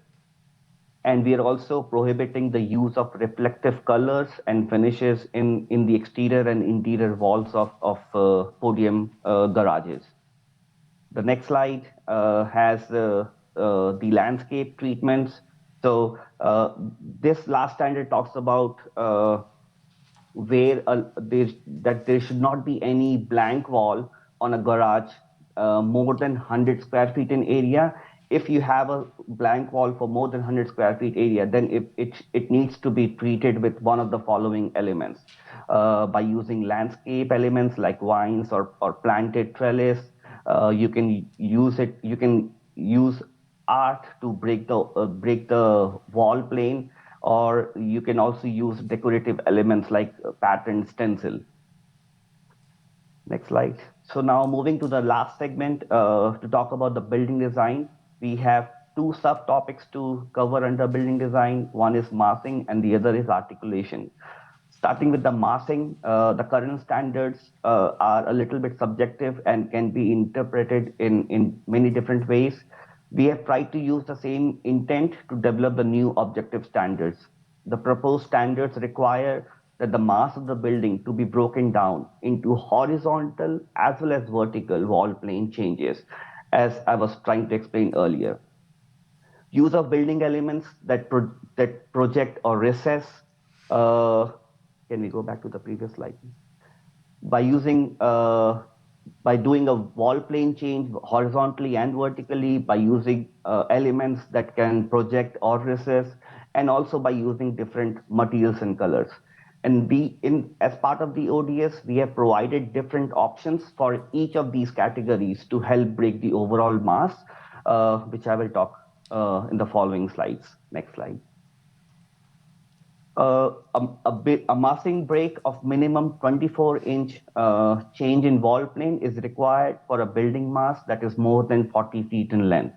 For mixed use, we have altered this 40 feet requirement to be more flexible, and we are allowing the building to be around 50 feet without a change in wall plane. Next slide.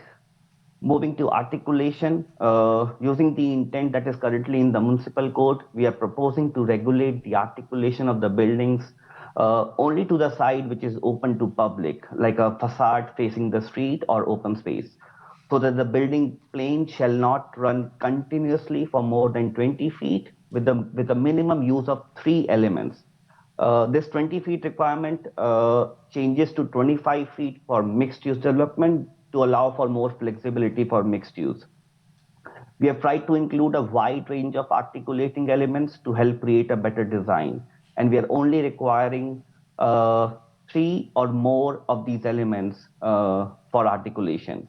These are balconies, they could be projected balconies. You can also do it with recessed balconies, change in color or materials, use of cornices, eaves or roof overhangs that allows for shade play to happen, lintels and sills. You can also design porches. Next slide. Continuing, so we are also providing shade elements like horizontal or vertical overhangs around doors and windows, providing options for stoops, for trims around the windows and doors, for trellises as well. These are all methods or treatments, and the developer can choose a minimum 3 to meet this requirement, which we strongly feel can be achieved. These standards are applicable to both multifamily and mixed-use development. Next slide, please. Here are some examples we have selected to show how these massing and articulation standards can be achieved and create a better design for the community. The building on the left is an example that is in San Carlos. It's along El Camino Real. The building on the right is a mixed-use building from another city. The buildings on the right has a ground floor commercial and upper floors are residential. Next slide. So I'll start with the massing, how we have applied those standards and tested out those massing on these 2 building types. So as you can see over here, the wall plane change does not go beyond maximum 40 feet. And after a 40 feet, a minimum 24-inch recess needs to be provided. And in this case, we can see that recess to be even more than 24 inches. So this is something that we strongly feel is achievable with the massing standards. Next slide. And when we go to the articulation, the blank wall to remind, the blank ball shall not run continuously for more than 20 feet without the use of 3 articulating elements. Like for example, here you can see on the left, we have windows, we have recessed balconies, we have roof overhangs. There's a change in material happening as well. And then on the building on the right, which is a mixed-use building, where we are allowing the articulation size to increase from 20 to 25 feet. We can again see the same different types of articulating elements happening with balconies, with roof overhangs, with also change in color on the ground floor. So with that, I would say the standards that we have tried to develop, it works very well. We feel strong about it, but we would really like to hear your thoughts. Today we have these key standards to present, and then for all the other standards that were not presented today are included in the staff report. With that, I'm going to pass it back to Rucha. Thank you, Rishi. Moving on to the next part of the presentation, it's the project review process overview. So the state law requires mixed use and multifamily projects and any residential development with 2+ units to be reviewed based on objective criteria only. As such, staff is notifying the Commission of the new project review process applicable to these 2+ unit projects that is consistent with the state law. So just to give you an overview of what the current process is, presently the multifamily and mixed-use development projects undergo evaluation based on subjective criteria and findings. Terms like compatibility, full integration, and welcoming, which are subjective in nature, are not in line with the state law intent. In response to this, the staff is in the process of formulating these objective design standards that are before you tonight to align with the state law and the consequent review process as well. Once implemented, projects are proposed to be assessed solely on objective criteria, eliminating the need for traditional design review process. Within the proposed amendments to the project review process, all mixed-use and multifamily development residential projects would be required to be consistent with the objective design standards. The current design review process would be substituted with the staff-level compliance review process, and only projects that necessitate deviation or exceptions from the objective design standards and other discretionary entitlements that are required of the project would be subject to the discretionary design review procedures by the Planning Commission. This would include discretionary review by Planning Commission as elaborated in the chapter and the findings and design review criteria. The new process will limit design discretion when reviewing applications for mixed-use and multifamily projects, potentially making the review process more efficient, less time-consuming, and in turn compliant with the state law. Projects that necessitate other discretionary entitlements such as plan development, grading and dirt haul permit, a transportation demand management plan, variance and annexation, all these kind of projects would still, or entitlements would still be before Planning Commission's review. To give you an overview of the new compliance review process, the proposed approach for new projects incorporating a residential component would follow the compliance review process. In the first step, this process will entail a mandatory pre-application meeting and a neighborhood notification. Step 2 involves the submission of the application, while Step 3 entails the city issuing a notice of application within 300 feet. Neighbors will then be given a 14 calendar day period to receive public comments. Following this, staff will review the public comments and, if legally permissible, request amendments to the project and the design. The application will then receive staff-level approval for design after all departments have reviewed the project.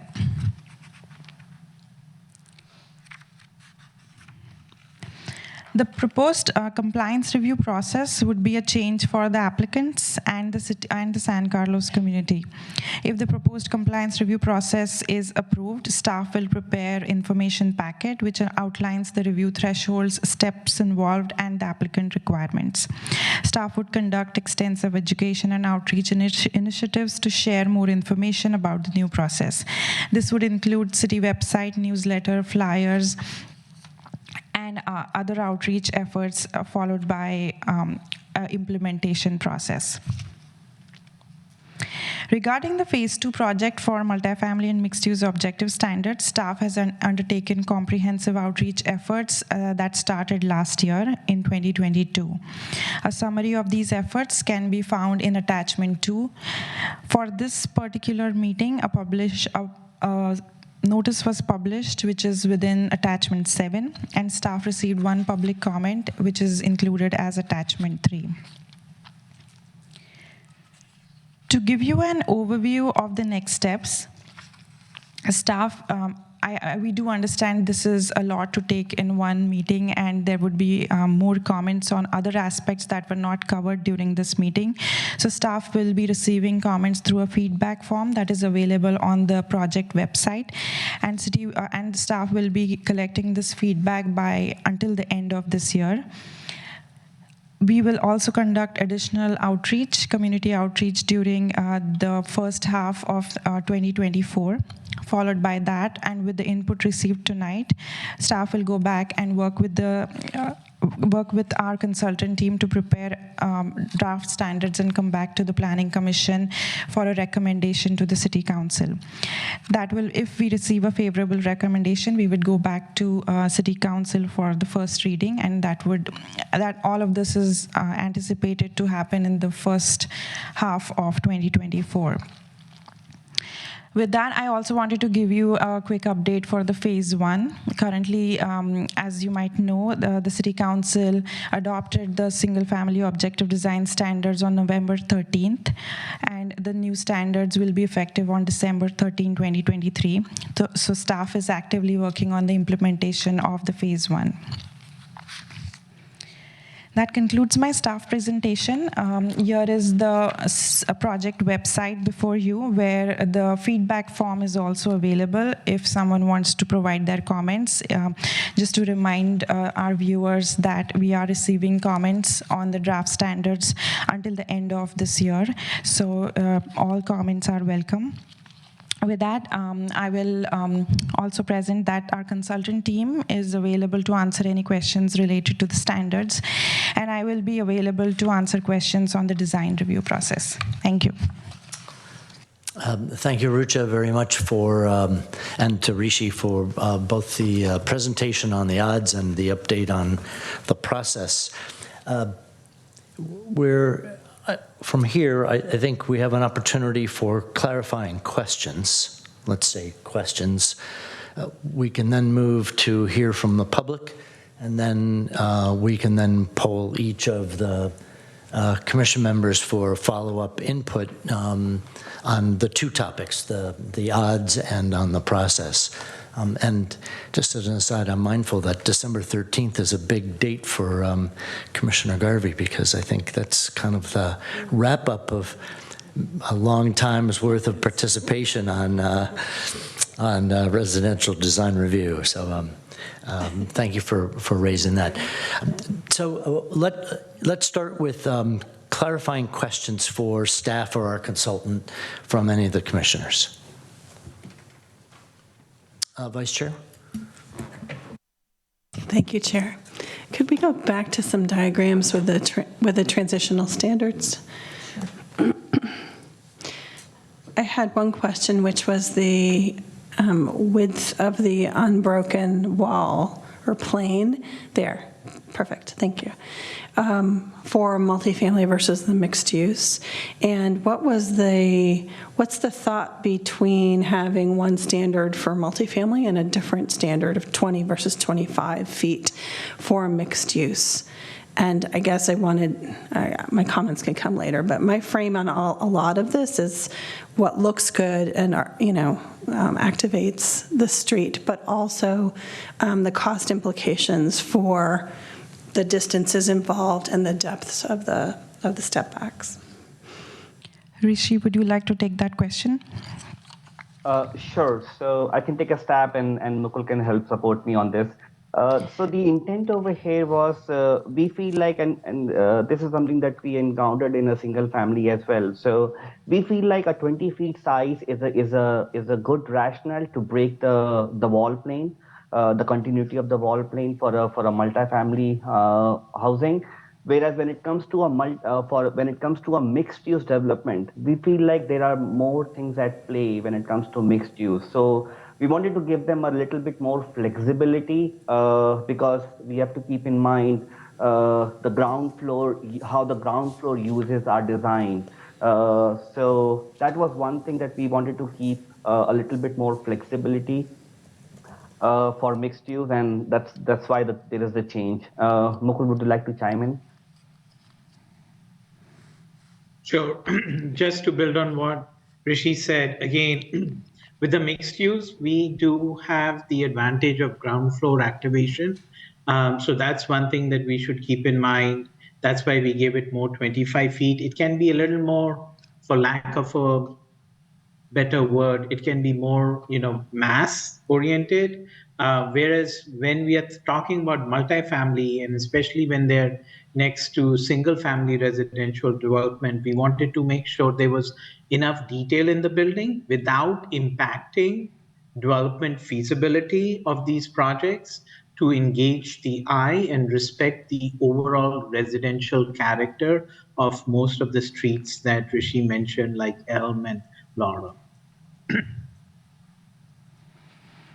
Okay, thank you. So I think I heard mixed use because of the elements underneath on the ground floor. The 25 feet gives additional flexibility to the designers. And we want to respect more residential character for the RM buildings too. Okay, thank you. Commissioner Castaneda. I have a question on the process. You mentioned that you would be taking comments from the neighbors following notice, and that, quote, if legally permissible, you would pass on the neighbors' comments. Could you elaborate on that? I would presume that to the extent that the comments are not obscene or something, that you would be passing on all comments to the neighbors. Is there something I'm missing there? Yeah, I would like to clarify. Thank you so much for that question. So the 14-day period is to receive comments from the community, and the comments would be received by the planner working on that project. We would review the comments, and as legally allowed, we would require to make changes. We would require the applicant to make those changes. And I foresee that to be a very I don't think there would be too many situations where cities would be, jurisdictions would be able to require any changes unless they do not meet objective standards. So we are giving the community an opportunity to let us know that, okay, this project doesn't meet objective standards according to this. So we are giving the community the, opportunity to notify staff. However, if the project meets objective standards as we are preparing it, the cities wouldn't be able to require changes. So, yeah, I would like to stop there. I understand you wouldn't be, that they couldn't require changes, but I still think there might be some benefit to the developers to know what the comments were. Yes, that is true. I would think they should be passed on. Yeah, they would still be passed on. In any situation, they would be passed on to us, and we would pass it on to the developer to let them know what we are hearing from the community. But in terms of requiring to make a certain change, that wouldn't be. I understand. Yeah. Thank you. Thank you, Commissioner. And Commissioner Roof? There's so much here, but just to follow on Commissioner Castaneda's question about the compliance review process, can you show the slide, one of the adjacent ones here that showed the list of the things that are retained for review? Yes. So this whole list for a project, these things still go through the Planning Commission under the current, in the current way? That is correct, yes. All of these entitlements are unique to projects. Not all projects require all these entitlements. In instances where these entitlements are requested, they would still go through Planning Commission review. So then my question is, how are we going to gain the time savings if essentially we still need to have a full Planning Commission review of every project for all of these details? So the most time-consuming aspect, or where the state law comes in, is the design review, because we have the design criteria and we have the findings that the Planning Commission has to make. So the state law doesn't allow jurisdictions to require a project to go through these design review findings. There could be a situation where a project might not need any of this, but only require a design review, because that's how our code is written, that all new projects, all new multifamily projects require a design review and shall be reviewed by the Planning Commission. There are also situations where a conditional use permit is required for certain residential units. So there could be instances where none of this is required, but a design review is required, and those situations would greatly benefit projects in terms of time, in terms of the review time. Also, the findings for these entitlements are quite objective in itself, in nature. For example, a TDM plan. A TDM plan requires 20% trip reduction. There is no subjectivity to that. There are only findings that the Planning Commission has to make, which are very objective, if I may say that. And it's easier to meet. There is very little subjectivity involved for these kind of entitlements. It's only the design review that has a lot of subjectivity, and that is why the state is requiring cities to have objective standards. So we might save a few minutes in the Planning Commission meeting, but that doesn't seem like it's going to accelerate the overall process. But I guess if the city staff is able to turn an application around more quickly, then because they don't have to weigh subjective considerations, then that makes it go faster. I'm just not seeing the benefit. I mean, I understand we have the state is imposing some of this and we have to do it, but to kind of sell it as a quicker turnaround time, seeing all of this, it's I think I would agree with your follow-up comment there. It's really to reduce that uncertainty that developers face when they submit to a city. Is this planner going to like my design, or do they want to see something different, right? So sometimes they feel like they're guessing. And so it would shorten our review time, because we'd be commenting on very subjective items. This wall is too large.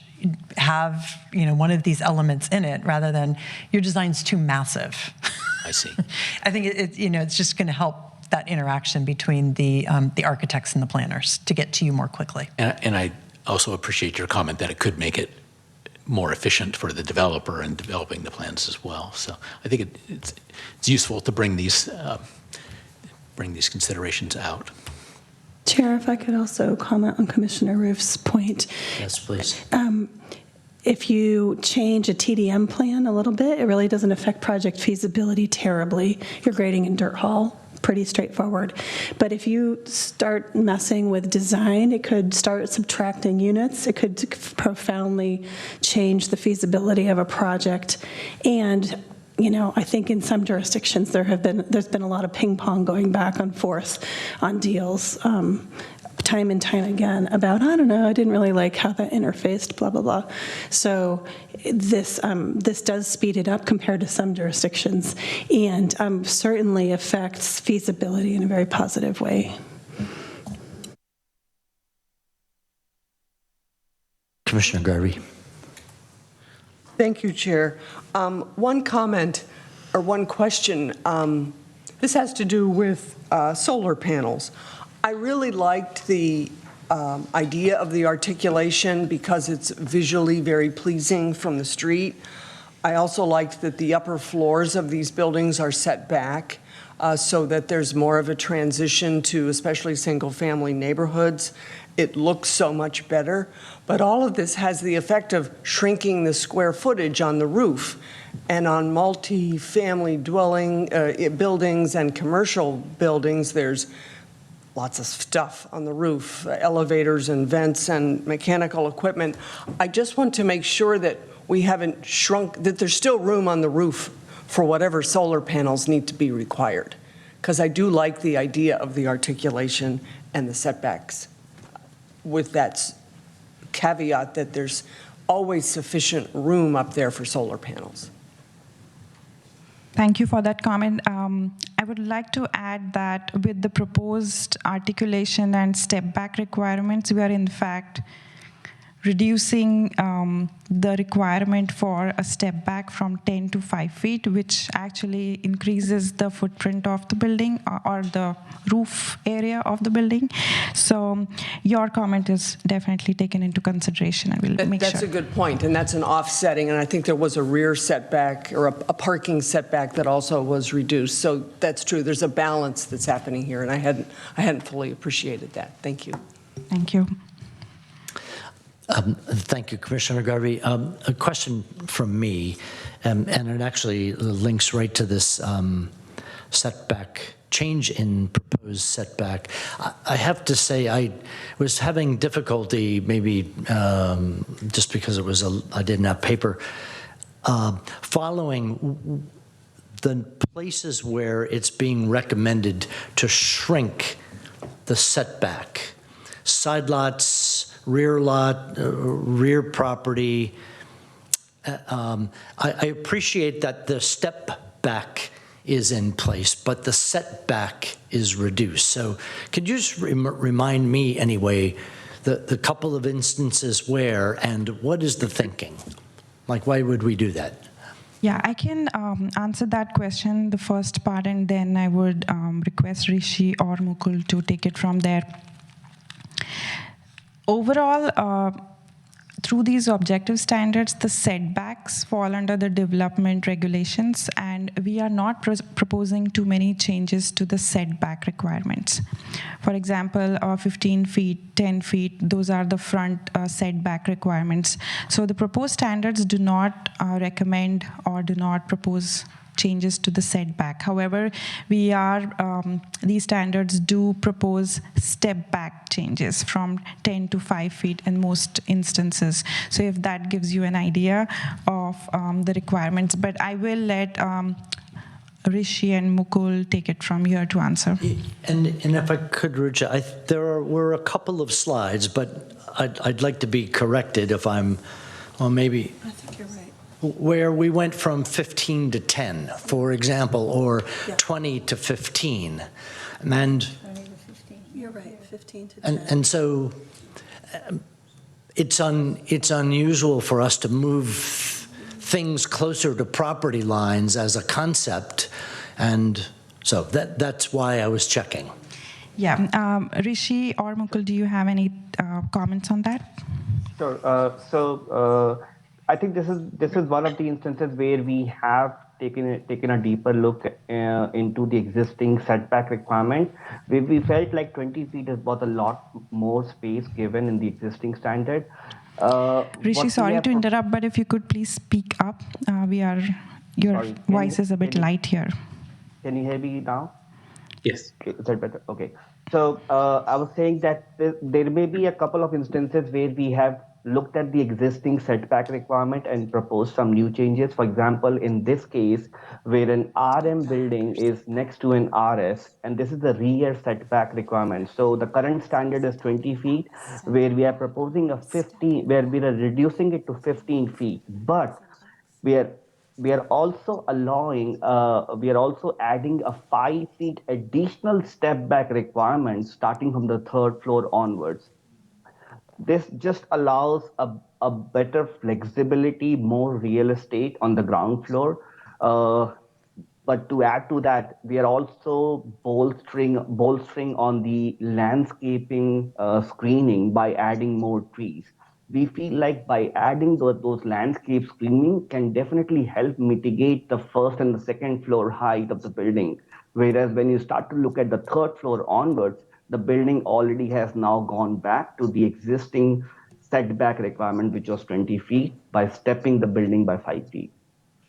Okay, and thank you for that. That's helpful for both the thinking and reminding me anyway about the trees. I think, you know, if I understand correctly though, if I live in the building on the right, I now have the likelihood of a building being a 5 foot closer to me than it would have been before we approved this change. That is correct. So, and therefore, I do appreciate the addition of the landscape, the tree requirement. I think that, well, anyway, that's comment. You've clarified my question. Commissioner Roof? Kind of as a follow-on for this, and then I have a second question. Will the building envelope requirements be different for the objective design review versus the classical review path? That's also an option. All these changes, these tweaks, which seem pretty good to me, but they are changes. Will they be incorporated in the classical pathway? Yes, so to give you an overview, all multifamily mixed-use projects will have to meet these new standards, the objective design standards. Only criteria where they cannot meet an objective standard or choose not to meet it, that criteria will be brought forward to the Planning Commission for review. But apart from that, they would have to meet these new standards. Okay, thank you. My other question is that there's a density bonus that's provided when affordable units are included, which seems to always be the case. And has the impact of that allowing an extra floor been kind of incorporated into the planning and the thinking here? I mean, or is that all just going to get blown up in reality? I'll jump in here and maybe I can help. The way that I would imagine, and Rucha, you can confirm, that the team has approached this is using our new zoning standards as the base. So we have base standards for the ultimate height, the density, and a couple of other things that we changed back when we approved our housing element and then approved the accompanying zoning ordinance. So when a project comes forward and if they ask for deeper levels of affordability or trigger that density bonus, they do have the ability to ask for deviations from the standards that we have codified, the ones that are on the books. And those deviations could be a setback or any kind of standard that allows them to be able to get those extra units into the building envelope. And in the past, we've seen situations where they've asked for additional height. It may not have been a full story or stories, plural, but additional height is one of the concessions or waivers that can be requested. And it's a little bit difficult to project or I might say take a grand assumption, a sweeping assumption that every project is going to then require additional height. We feel pretty confident that the zoning standards that we have put in place, the idea was to ensure that they could even encompass additional units. It just is a matter of how large the units are, because you have an envelope and how much you want to divide the space inside in order to get the units. Certainly developers can propose the size units they want, and if they need additional room, which would require deviation from the standards that are in place, they can ask for it. But I don't think it would be like a fair assumption to say that every project is going to ask for a whole additional story. Thank you. That helps a lot. A little follow-up. who reviews the concessions? Is that a staff review? Yes, if I may answer that. So there are I just want to clarify a few terminologies here. So the deviations from objective design standards would be reviewed by the Planning Commission design review. But there are these concessions and incentives that are allowed to developers by the state law. Those have no discretion. City staff has to allow those, and those are reviewed by the city staff at staff level. And that's currently how we do it as well, That is I guess. correct. Yes, but we do bring forward the below market rate housing plan before you that enlists all the concessions and incentives and waivers. Thank you. Commissioner Roof and Rucha. Vice Chair Clements, question. Yes, I was trying to go back through the slides and find one of the proposed changes. Actually, you know what, I'm going to ask another question, which is the amount of the step back. I know that in many places the step back has changed from a 10-foot to a 5-foot step back. Is there any place in which there was either no change in the step back?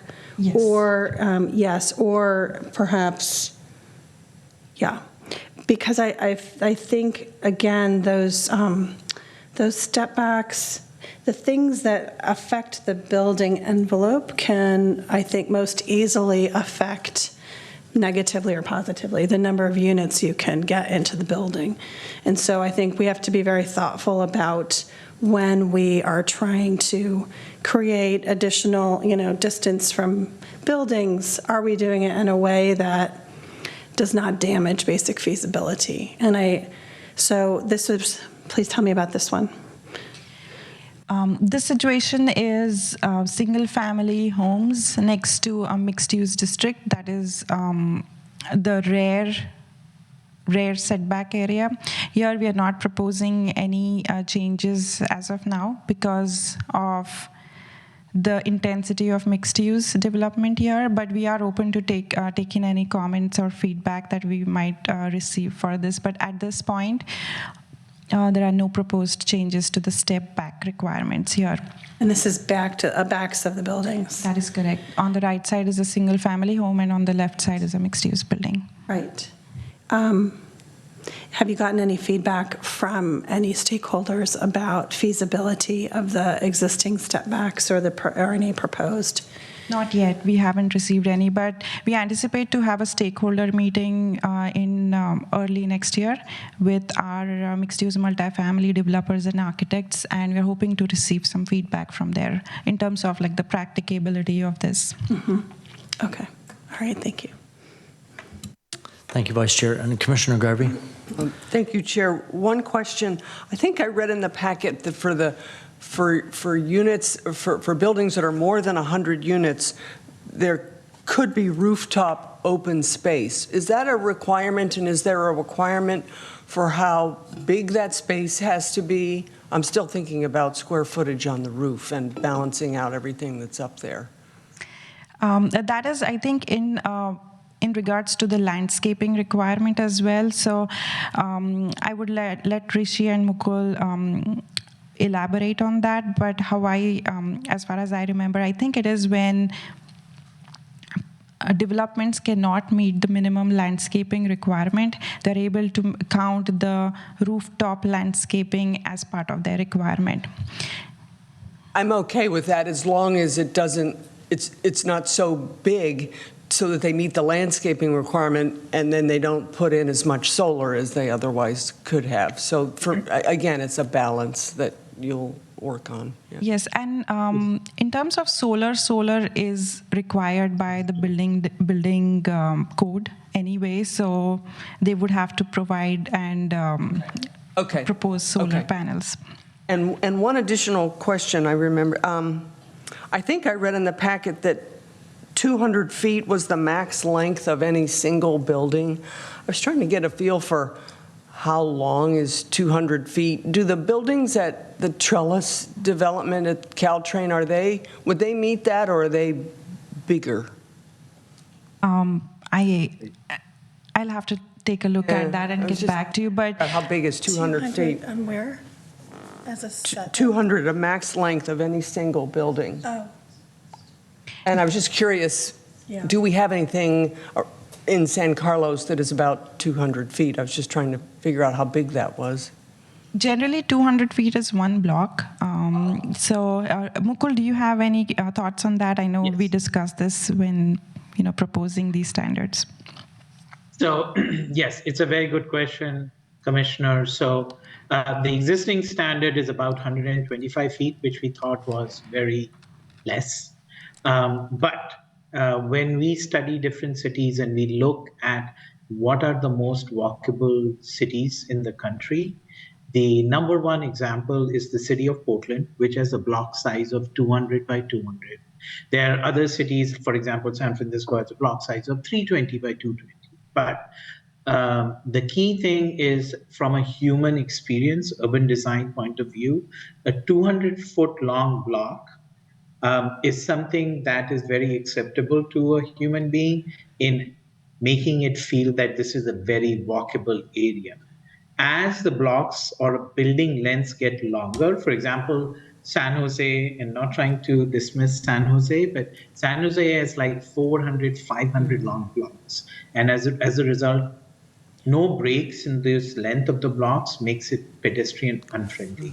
That is why the 200 is coming from two desire needs, or to meet two intents. One, to allow for a walkable length, after which a human being would like to see some break in terms of just the length of the building. The second part of it is to increase the development floor plate to make it a more viable building floor plate than, say, 125 feet. But 200 feet also allows for a nice, like a C-shaped or a U-shaped development, which is usually the development that we see in multifamily as well as mixed use, and allows for 3 rows of double-loaded parking on the ground floor. Thank you. That was a very helpful answer. That's the only questions I have, Chair. Thank you, Commissioner Garvey. Commissioner Roof. The standards for articulation, the different elements and the spacing which there need to be done, are designed to produce buildings that we like to look at. But it's quite the art to have these standards of, you need a particular overhang within a certain distance of a window, et cetera. And so I wonder whether the way those standards are written will produce the outcomes that we would like to see. So I guess my question is, has this sort of formula been applied by any other city, and does it work?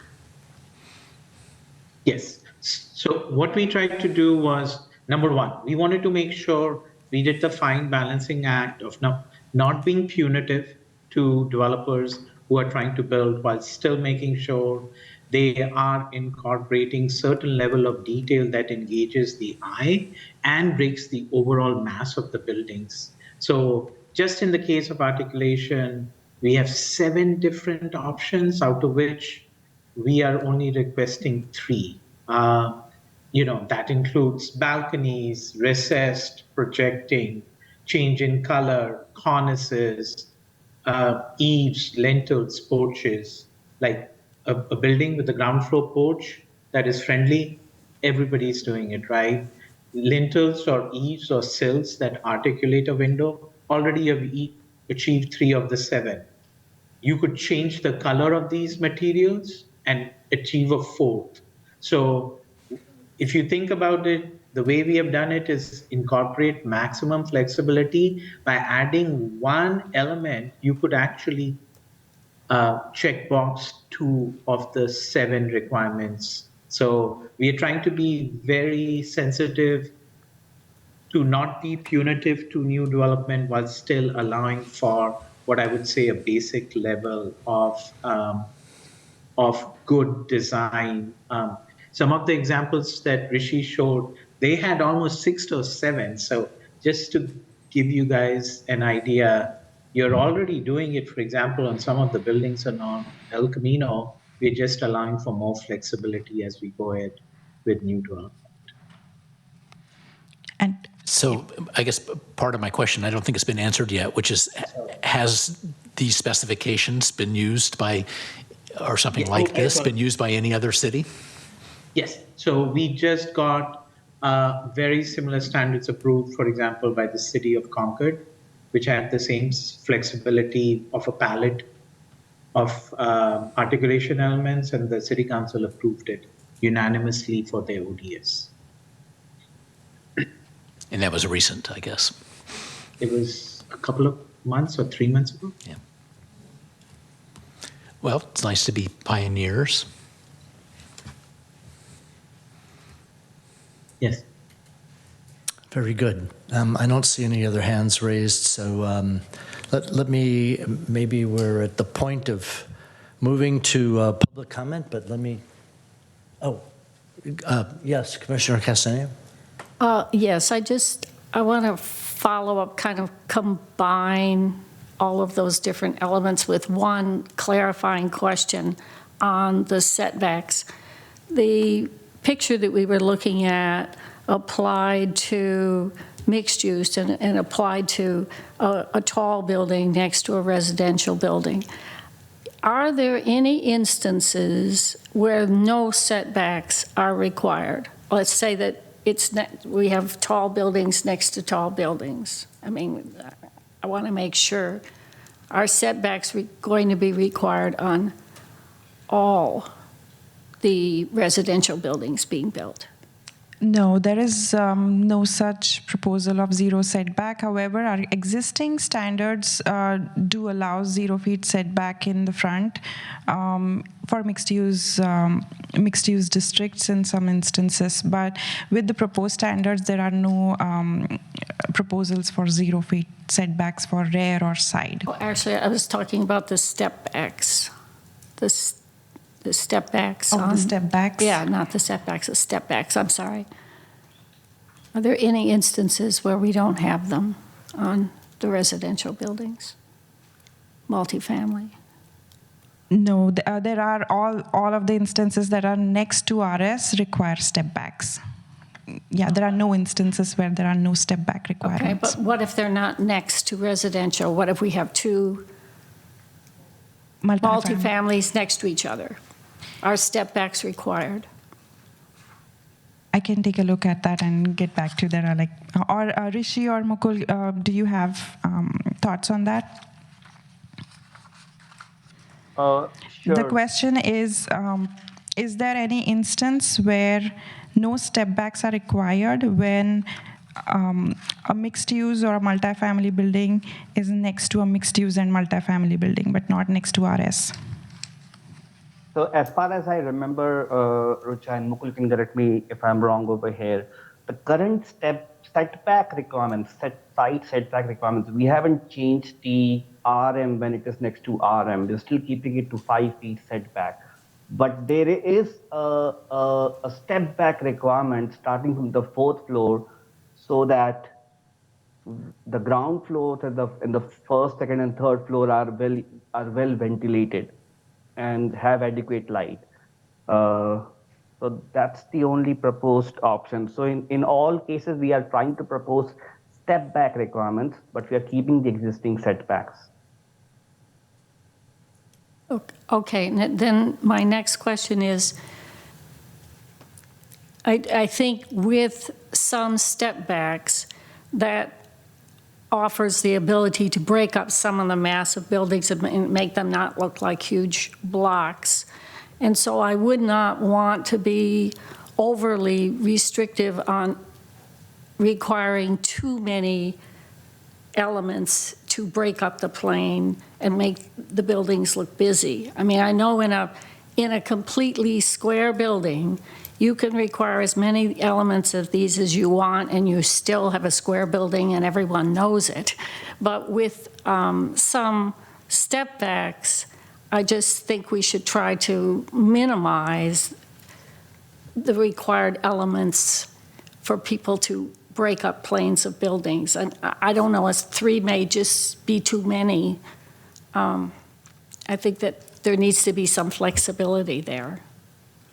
If I'm understanding it right, if I can clarify that, you mean that when a step back is provided, that should account as part of articulation and massing and not have another requirement on top of an existing step back? I believe that it could, yeah, that it could satisfy that requirement.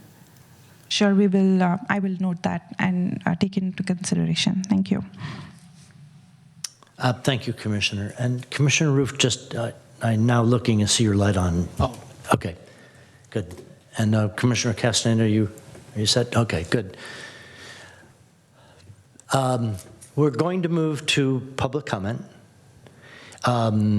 For anyone who still may be following along from home, this is your opportunity, if you'd like to make a public comment, to please raise your hand on Zoom.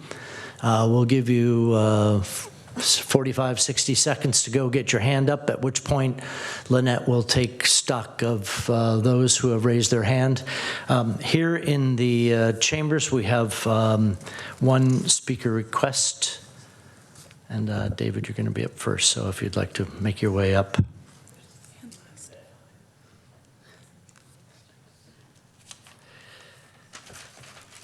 So we'll clear off with Lynette first and then come to you.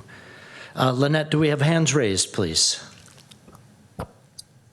There are no hands raised. Okay, then with that, we're going to take public comment here in the in council chambers. And Lynette, if you'll make a note of that. So we have a speaker, David Tusman. Welcome. Always good to hear your comments, and you have 2 minutes.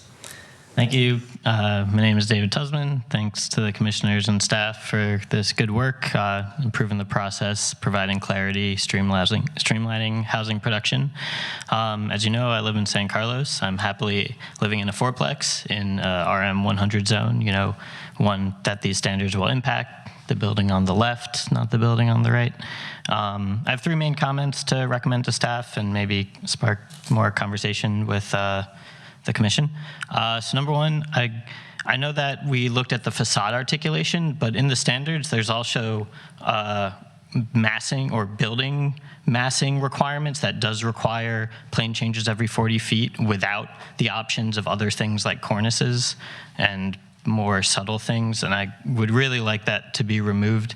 As everyone's kind of noted, these plane changes are expensive, not always super attractive, not efficient use of the minimal space we have in our city. And instead of these plane changes, just like the facade, you can have ornamentation, cornices, trims, columns, tiles, screens, art. We have buildings like this, like the library, that has a big wall, no articulation, and nice little plates, and I think that's very attractive. The Planning Commission in Berkeley is currently working on updating their standards for these kind of allowances. The Daily Journal editor-in-chief actually wrote a column about it just the other week. So another one is I would love to see elimination of front setbacks. I know that was a big topic that we don't have currently. I think this makes a big impact to walkability. As SPUR, the San Francisco Bay Area Planning Urban Research Association, says, for walkable urban environments, buildings are placed right at the edges of street and public spaces. These built edges provide a sense of definition to streets, which helps make the environment more legible and coherent. At all scales, from big city downtowns to small neighborhood centers, edges help reinforce circulation routes while allowing easy pedestrian access to buildings. Building entrances are next to sidewalks or on the sidewalks. Setbacks from the street are short and exist only to provide public space or transition. When buildings are set back behind parking lots or landscaping, pedestrians are isolated from these uses and activities, exposing to traffic and forced to walk greater distances. Even if a path or sidewalk is provided, pedestrians and transit users receive the message that they are of secondary importance. I've got more stuff, but I think I'm out of time. Thanks. If you have one more point and you can do it in 30 seconds, please go. Otherwise, we're going to wrap. Sure.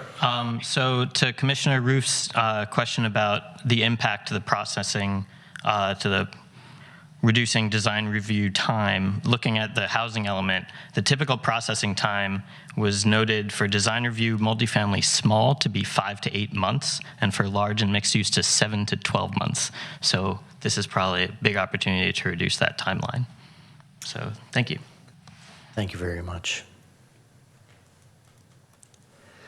And I think with that, I'll entertain a motion to close public comment. I move that we close public comment at this time.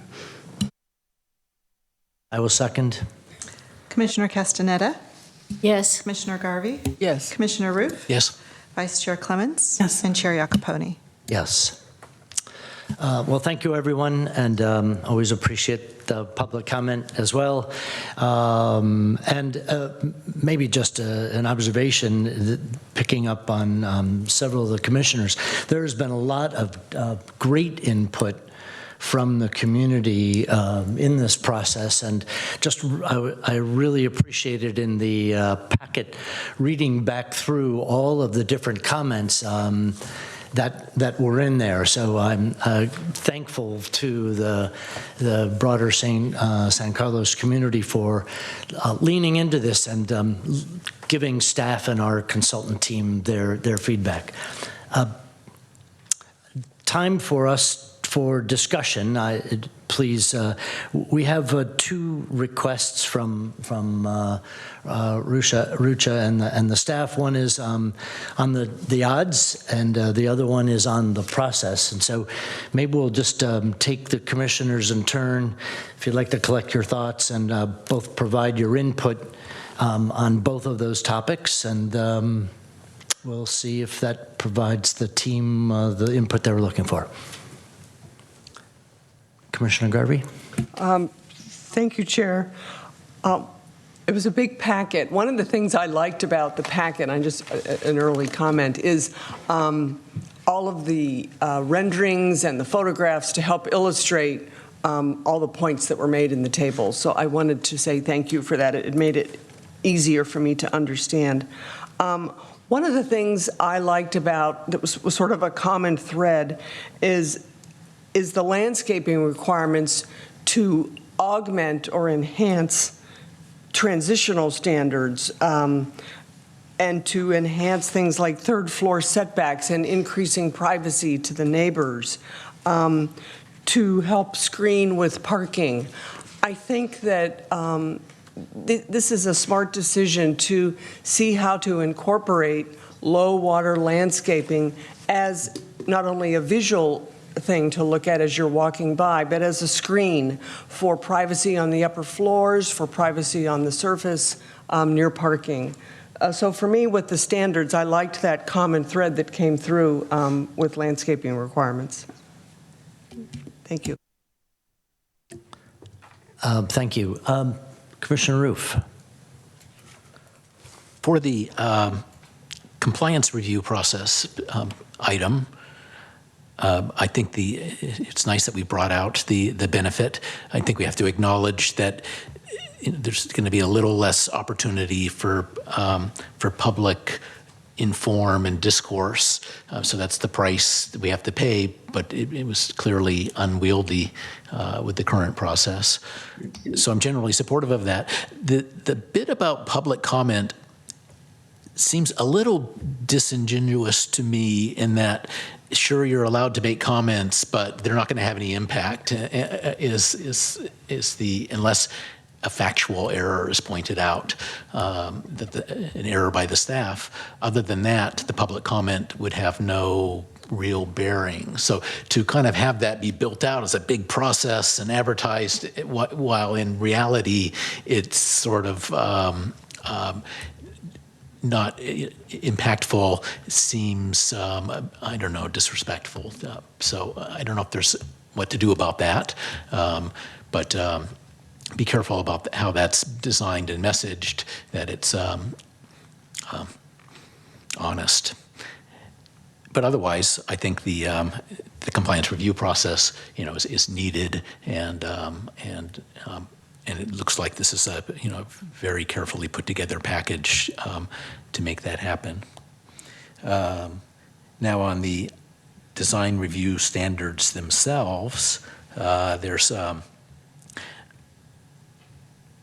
I think it looks supportive of the overall package. I did have one question regarding all these pictures show large trees in front of the development, which makes them look great. But I heard that there's an issue with the fire department not allowing trees that are greater than 6 feet if there's only a single frontage, which I think a lot of the buildings would be. And so a 6-foot tree is not a tree, it's a shrub. You can't walk under it. It's an entirely different element than these 30 or 40-foot trees that are in all the pictures. And so I worried about that and wonder if we can have either clarification or if we could somehow ask that this issue be worked on. Through the chair, if I may. The requirement for the tree for the fire department is for the front. The trees that are along the front property line. The requirements for the landscaping that were shown in some of the diagrams refer to the side and rear situations, rare side situations when the building is adjacent to single-family homes. And that is mainly the tree height requirement for the ones that are in the front is mainly for the fire department to access the fire apparatus, the fire ladder apparatus, and other, the safety measures that they need. So those kind of requirements, we could build in some flexibility there in terms of species, tree species that would be required when an applicant cannot meet the certain street tree requirements, so that can certainly be considered under the landscaping requirements. So I have to say, this is an issue that I know Commissioner Castaneda was researching as well, but is there a 6-foot limit on trees that are along the frontage? Okay, go ahead, Lisa. Yeah, thank you. So there's not a specific height limit. And what it pertains to is the type of construction, the height of the building, and the fire ladder truck access. So they want their apparatus to be able to park in the street, and then there's an angle of the ladder that needs to access the windows, say, for exiting a bedroom.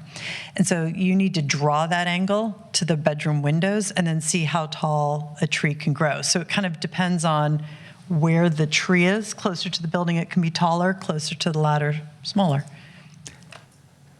And we're working with the fire department on that as well. I understand there's been some recent code changes to some laws that may provide a little more flexibility.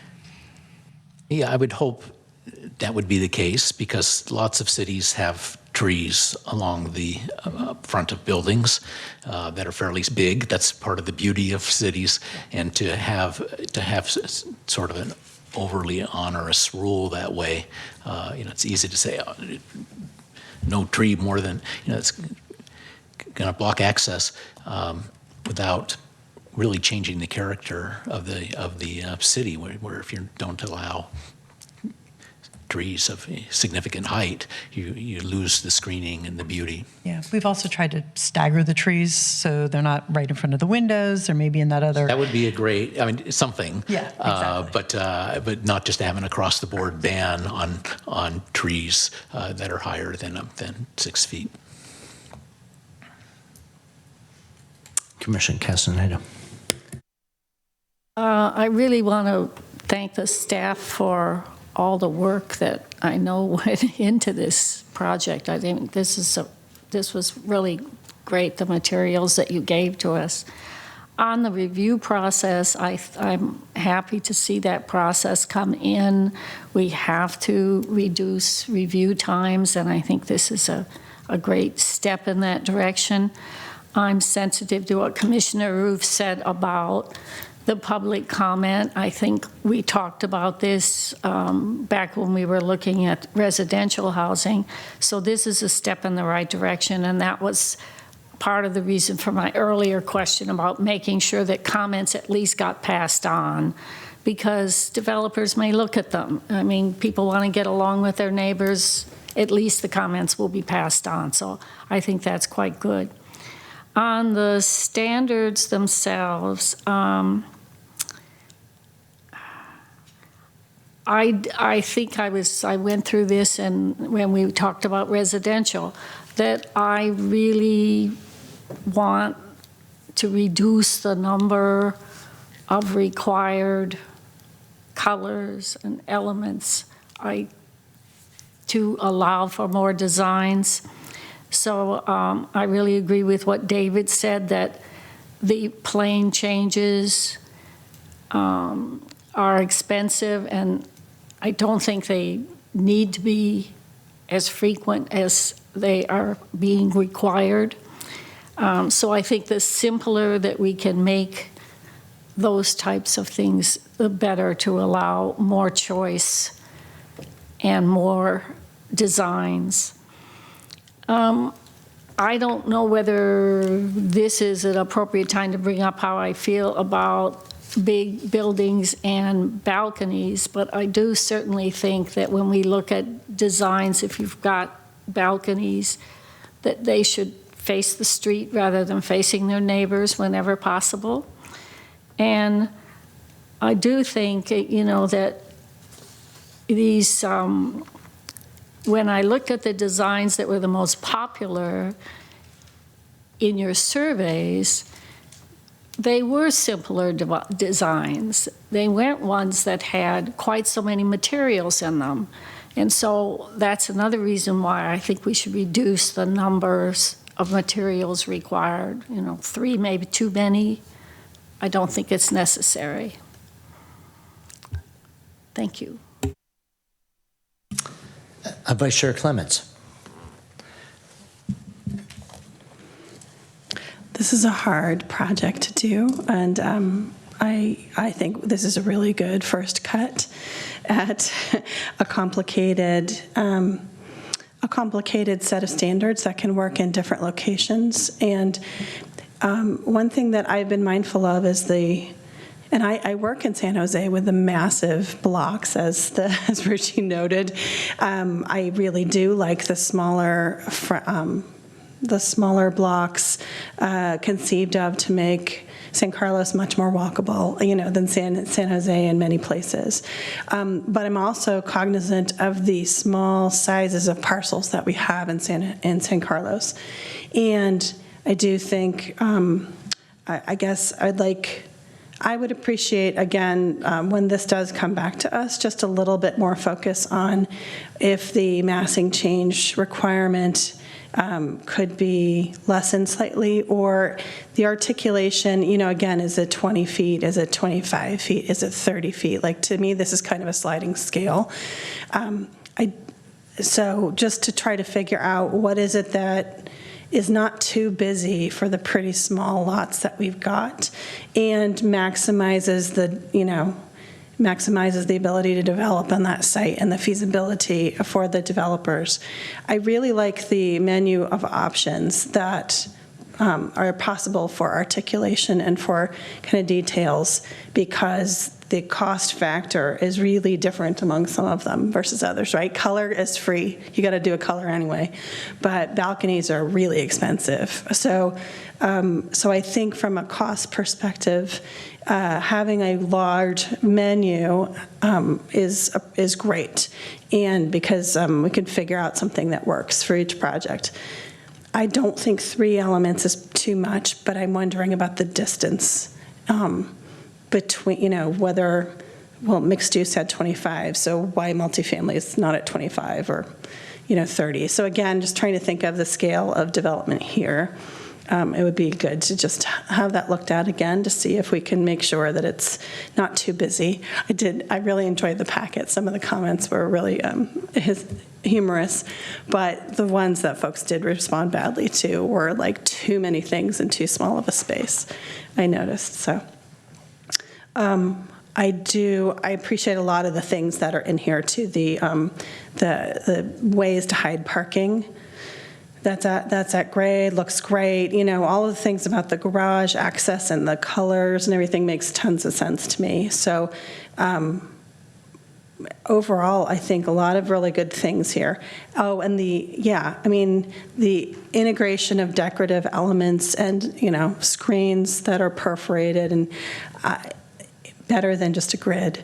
I appreciate the design elements that I'm seeing in here too, and the many options. So.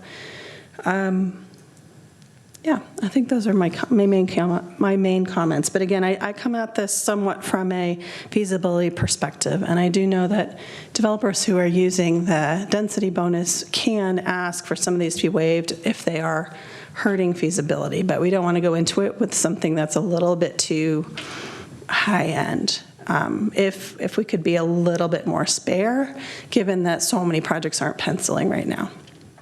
Thank you. Thank you, Vice Chair.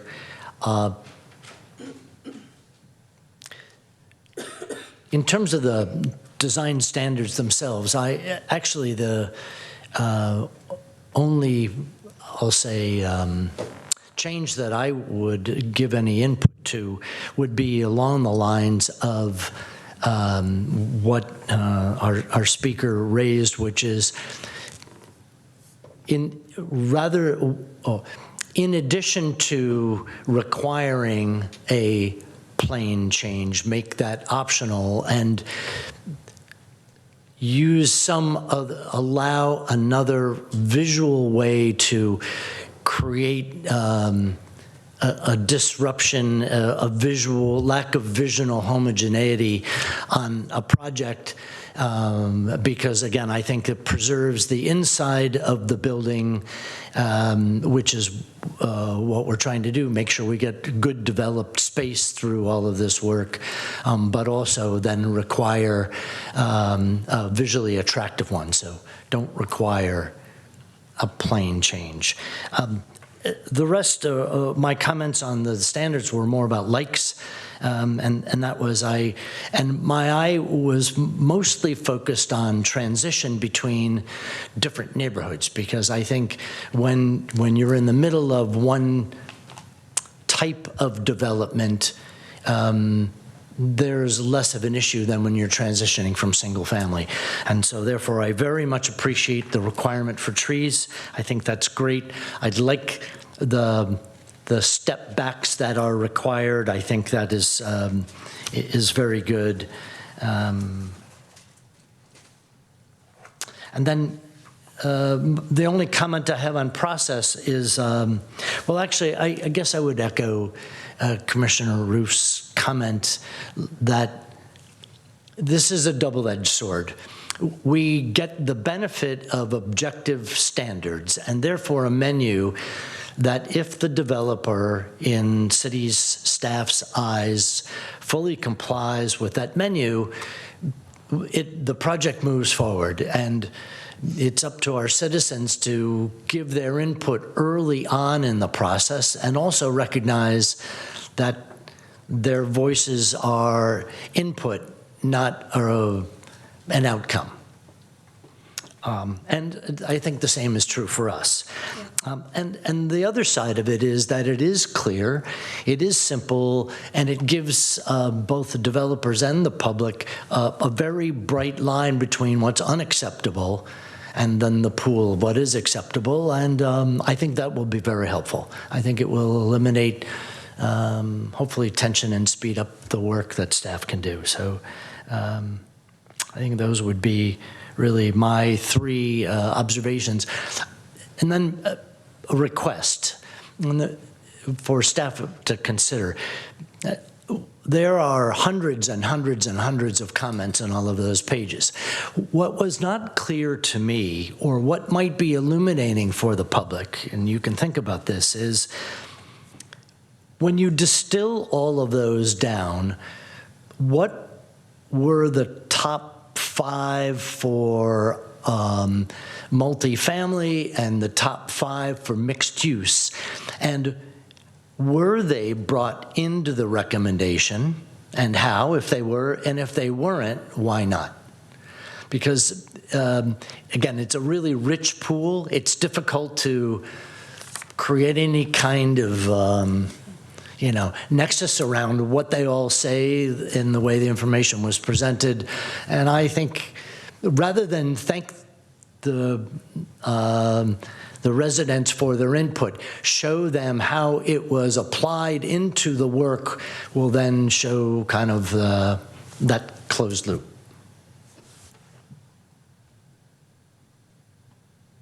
Those are my comments. May I add one No. Vice Chair. I was admiring the chair's well-put comments. This is a lot to get your arms around and trying to figure out why the changes were proposed and kind of what's the direction of what these changes are. And again, different communities have different standards. I just looked up, Walnut Creek did an odds on this, but ours is much more extensive. And anyway, it's a little hard to compare apples to oranges, but two things. I do want to say that my perception, my cursory understanding, but my perception of many of the changes is that, so for instance, that step backs were oftentimes made slightly smaller.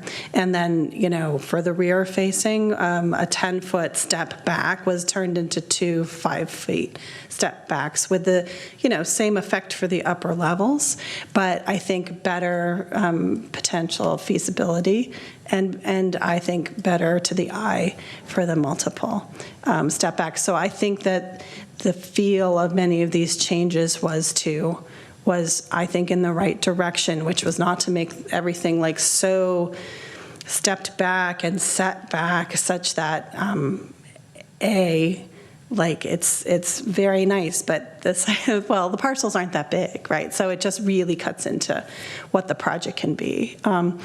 So I wanted to say that, and I did want to echo what the public commenter noted about setbacks. I am used to seeing 0 lot lines in the front for big city kind of developments, and I think I'm wondering, along El Camino, to me, that's a no-brainer. I just think that there are certain places in this city that would be entirely appropriate for a 0 lot line in the front. And I'm just wondering if that could be considered or discussed potentially for some areas like El Camino, maybe not all areas, but I would like that to be looked at as well. Thank you. Thank you, Vice Chair. Just check with Rucha, since you were leading the show here tonight. Do you have what you need from us? Yes, I do have some really rich feedback, and I have noted that, so I do have what I need for. I just wanted to clarify a few things, if I may, through the chair. For the 0 feet setback, currently for mixed-use district, we do allow that for interior side 0 feet and rear 0. For mixed-use districts for certain zones. So that is currently in place. So I can provide more details on that maybe after I get to review this further. But currently, as our code, we do have that. Yeah, and most of the street setbacks in the mixed use also are property line. I think there's only. And I wasn't clear if that definitely meant apple lot. Yeah, but the property line may not be back of sidewalk. But yeah, we can't have them build in the public right away, but yes. Thank you very much. So I think we have completed this element, this item tonight.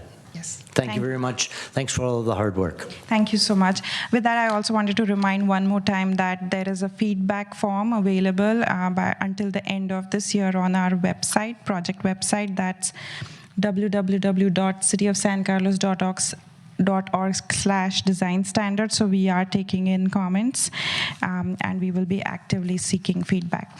Thank you so much.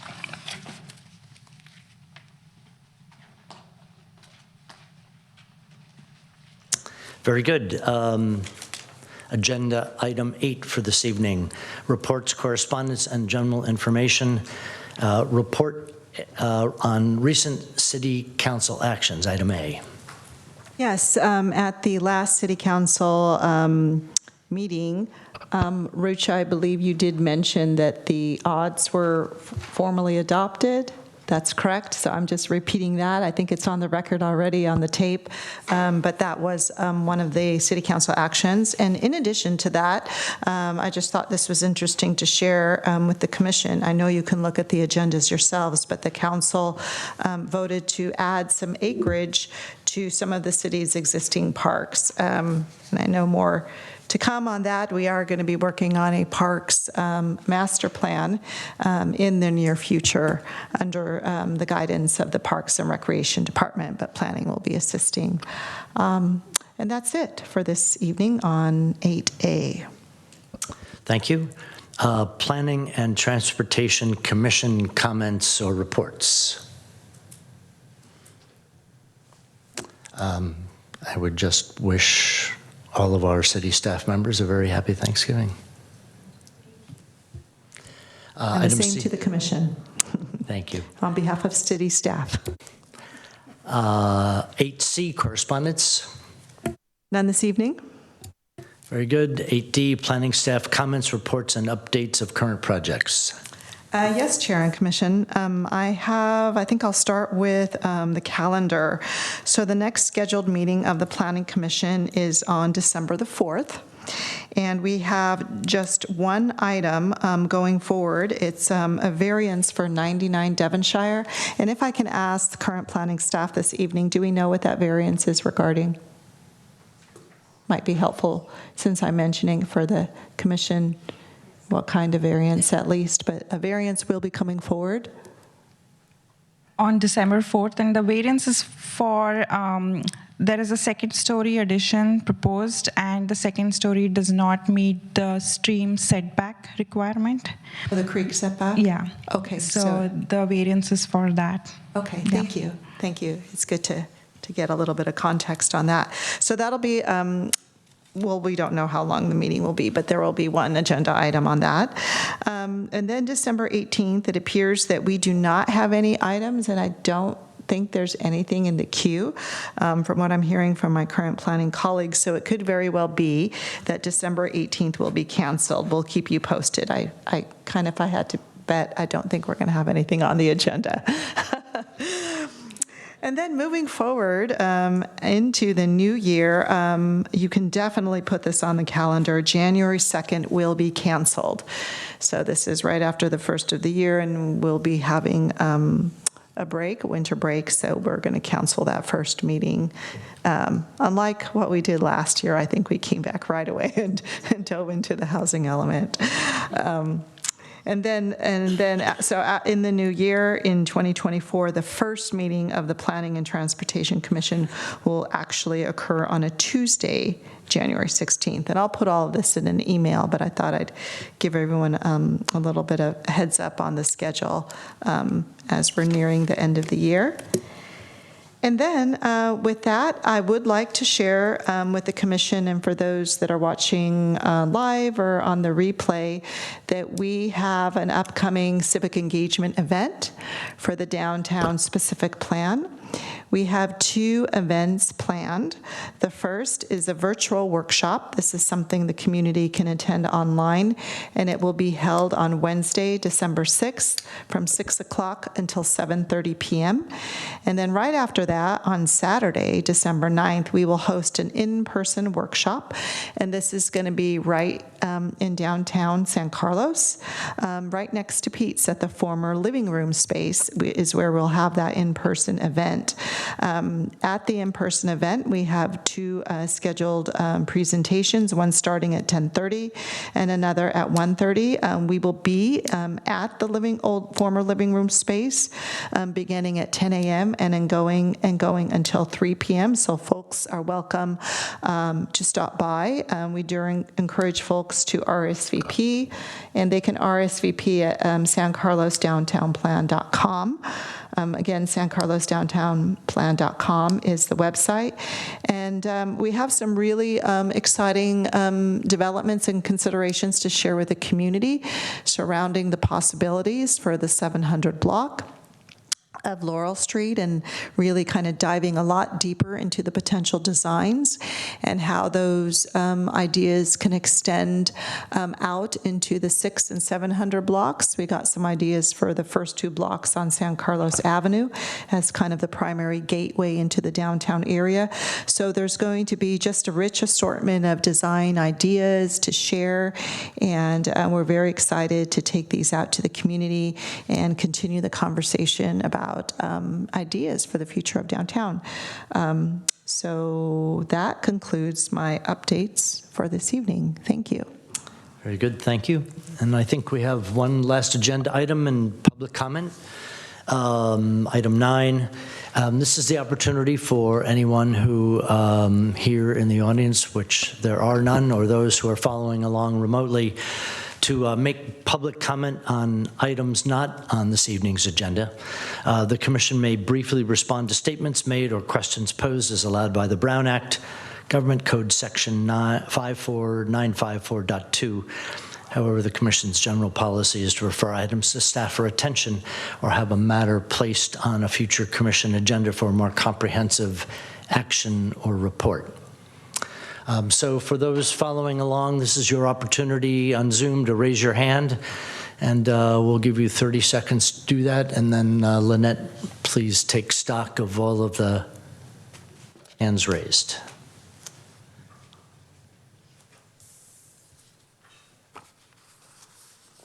And Lynette, do we have any hands raised? There are no hands raised. Okay, with that, then I think we fulfilled our public comment period. Do we need a motion to close it? Yes, I think if Greg were here, he would suggest that is my feeling. So let's go ahead and do it. Well, then I would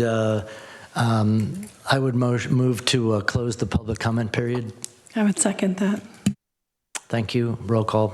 Commissioner Castaneda? Yes. Commissioner Garvey? Yes. Commissioner Roof? Yes. Vice Chair Clements? Yes. And Chair Iacoponi? Yes. And with that, our meeting is adjourned.